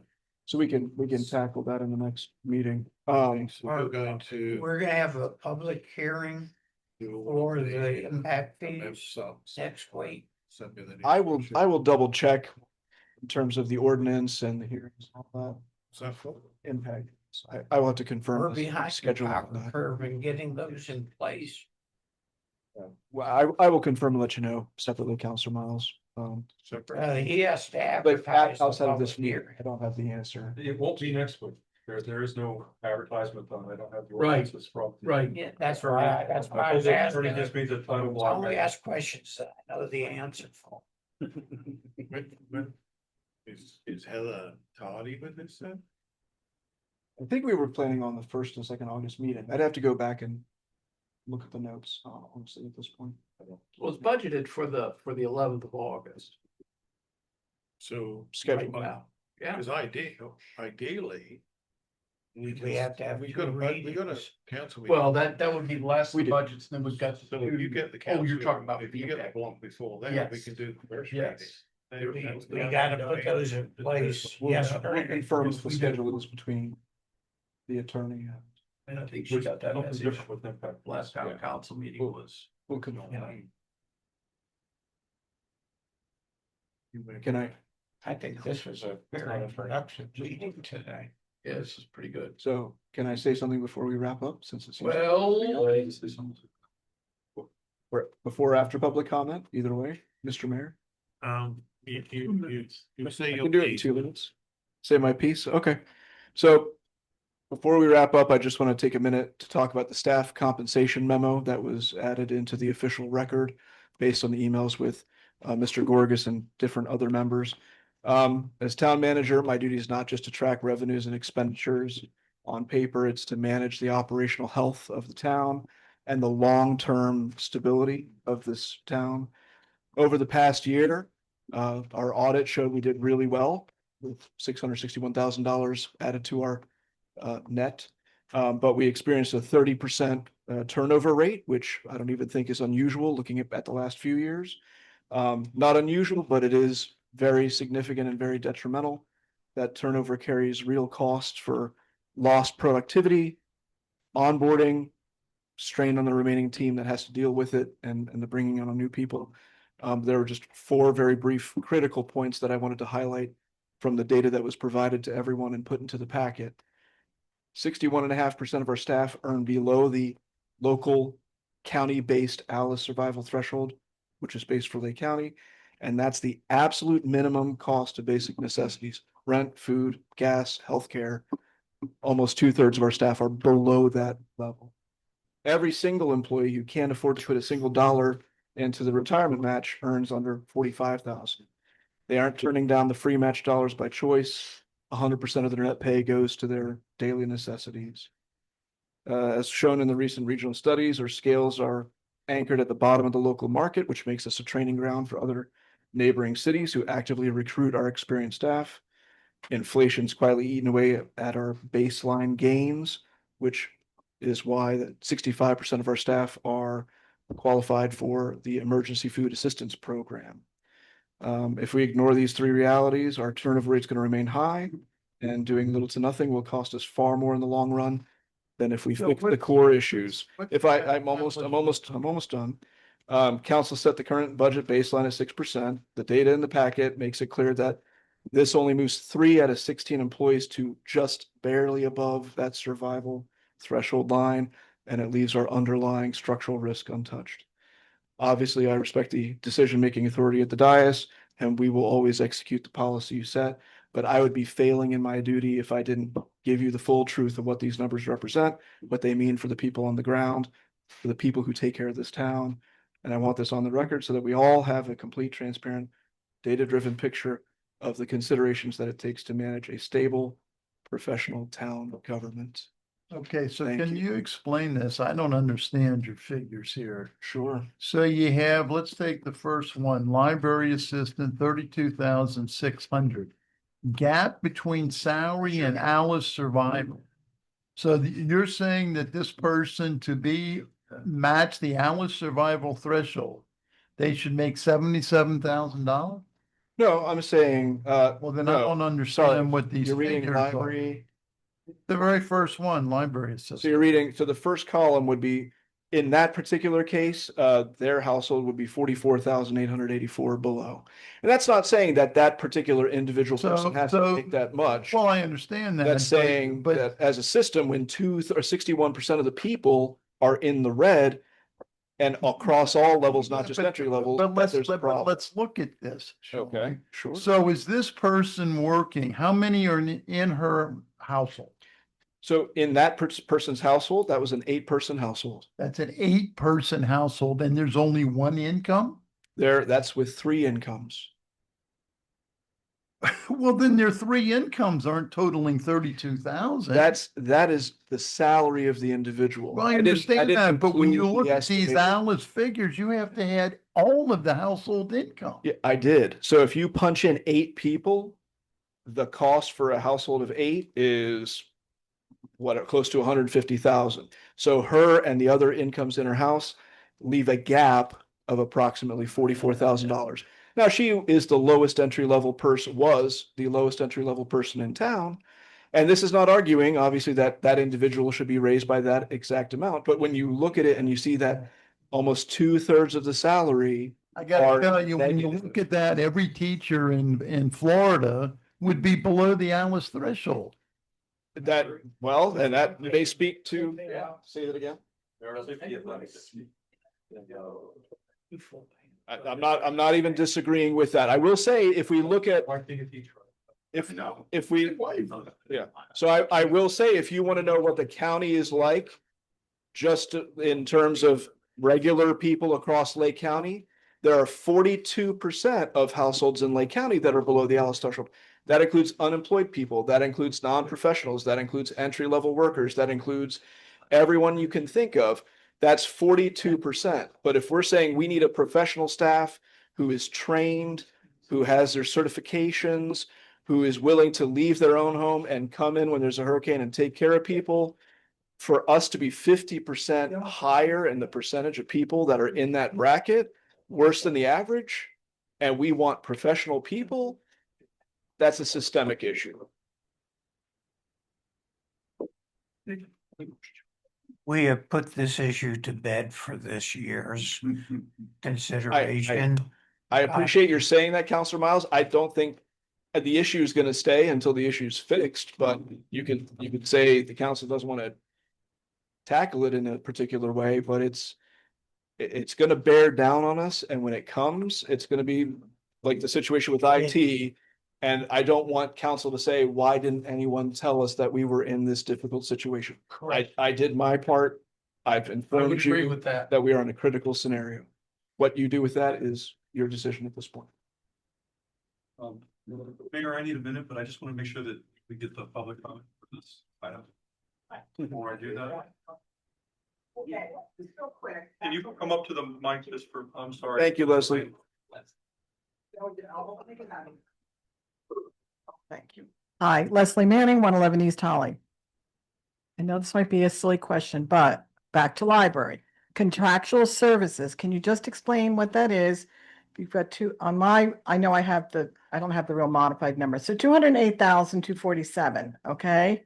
So first of all, contractual services, what are we doing? Library, almost $250,000 in contractual services. That's the design for the library Okay. expansion, which is paid for by county impact fees.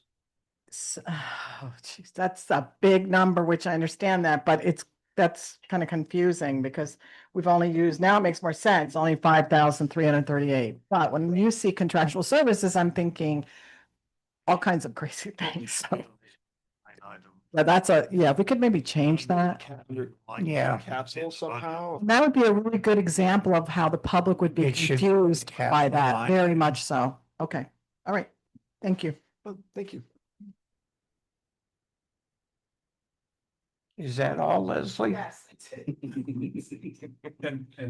thank you. I just needed a moment of the counselor's time, not related to budget. So, but while I have you all here, I've talked to several of you recently about the fact that we don't have a Chamber of Commerce. And since we don't have a Chamber of Commerce, we don't have a way to do ribbon cuttings and that sort of thing that other communities do in an effort to promote commerce growth in the town. Because of that, the town is starting a ribbon cutting thing, and I'm asking for elected officials to help with doing the actual ribbon cutting. I've spoken to Councilor Everline, who our first two businesses are going to be coming up soon. So not this Thursday, but next Thursday, the 30th at 10 a.m. We're going to do a grand opening ribbon cutting for the Pancake Palace across the street. What day is that? Thursday of next week? Thursday next week at 10 a.m. So I want to thank Councilor Everline for coming to that, but B, I would encourage any council member that is able to go, please go. There'll be, photo ops and to support the Pancake House for their grand opening. So there'll be more to come, but the town will be supporting them through the grand opening. Advertising on the sign, the event that's going to happen, the electronic sign, as well as I will be putting some stuff out on Facebook for it, for that event. It's important that we, foster, growth of commerce in this town, and we have such a small commercial base that we, need to do what we can until we get to a certain point where there is a Chamber of Commerce. Secondly, the second one that we're gonna have, I don't know if everyone's aware, but we did have a artist studio that opened up this week. And I've spoken with the owner there, and she also was interested in doing a grand opening ribbon cutting. So we're gonna do that the following Thursday, August the 6th at 10 a.m. I would like to see if there's an elected official that would be available to do the actual cutting. Mayor Pro Tem Everline and the mayor both told me they have other commitments that day. Of the three remaining people, is there somebody that would love to come and cut a ribbon? What time? 10 a.m. on All right, put me down. August the 6th. Okay, thank you, Councilor Arnold. The other two individuals that didn't jump out. I know, no, this is the first I'm hearing about anything, so I heard you say that you spoke to a few counselors, but I wasn't one of them that you spoke to about the pancake house. I haven't seen you in coming and going. That's why since I have you all here and it's a meeting, I can talk about Do it. you have a location? Well, the It's open pancake house already. will be Yeah. right over there. The other one is catty corner across. It's the far left side of Got the it. building. It's the old dance city, but back on further on. And I will, Okay. I will send you a meeting invite for the 10 a.m. Yep. And I will even help you with a few talking points that I'll give you ahead of time. Okay. So, does anyone have any questions about that?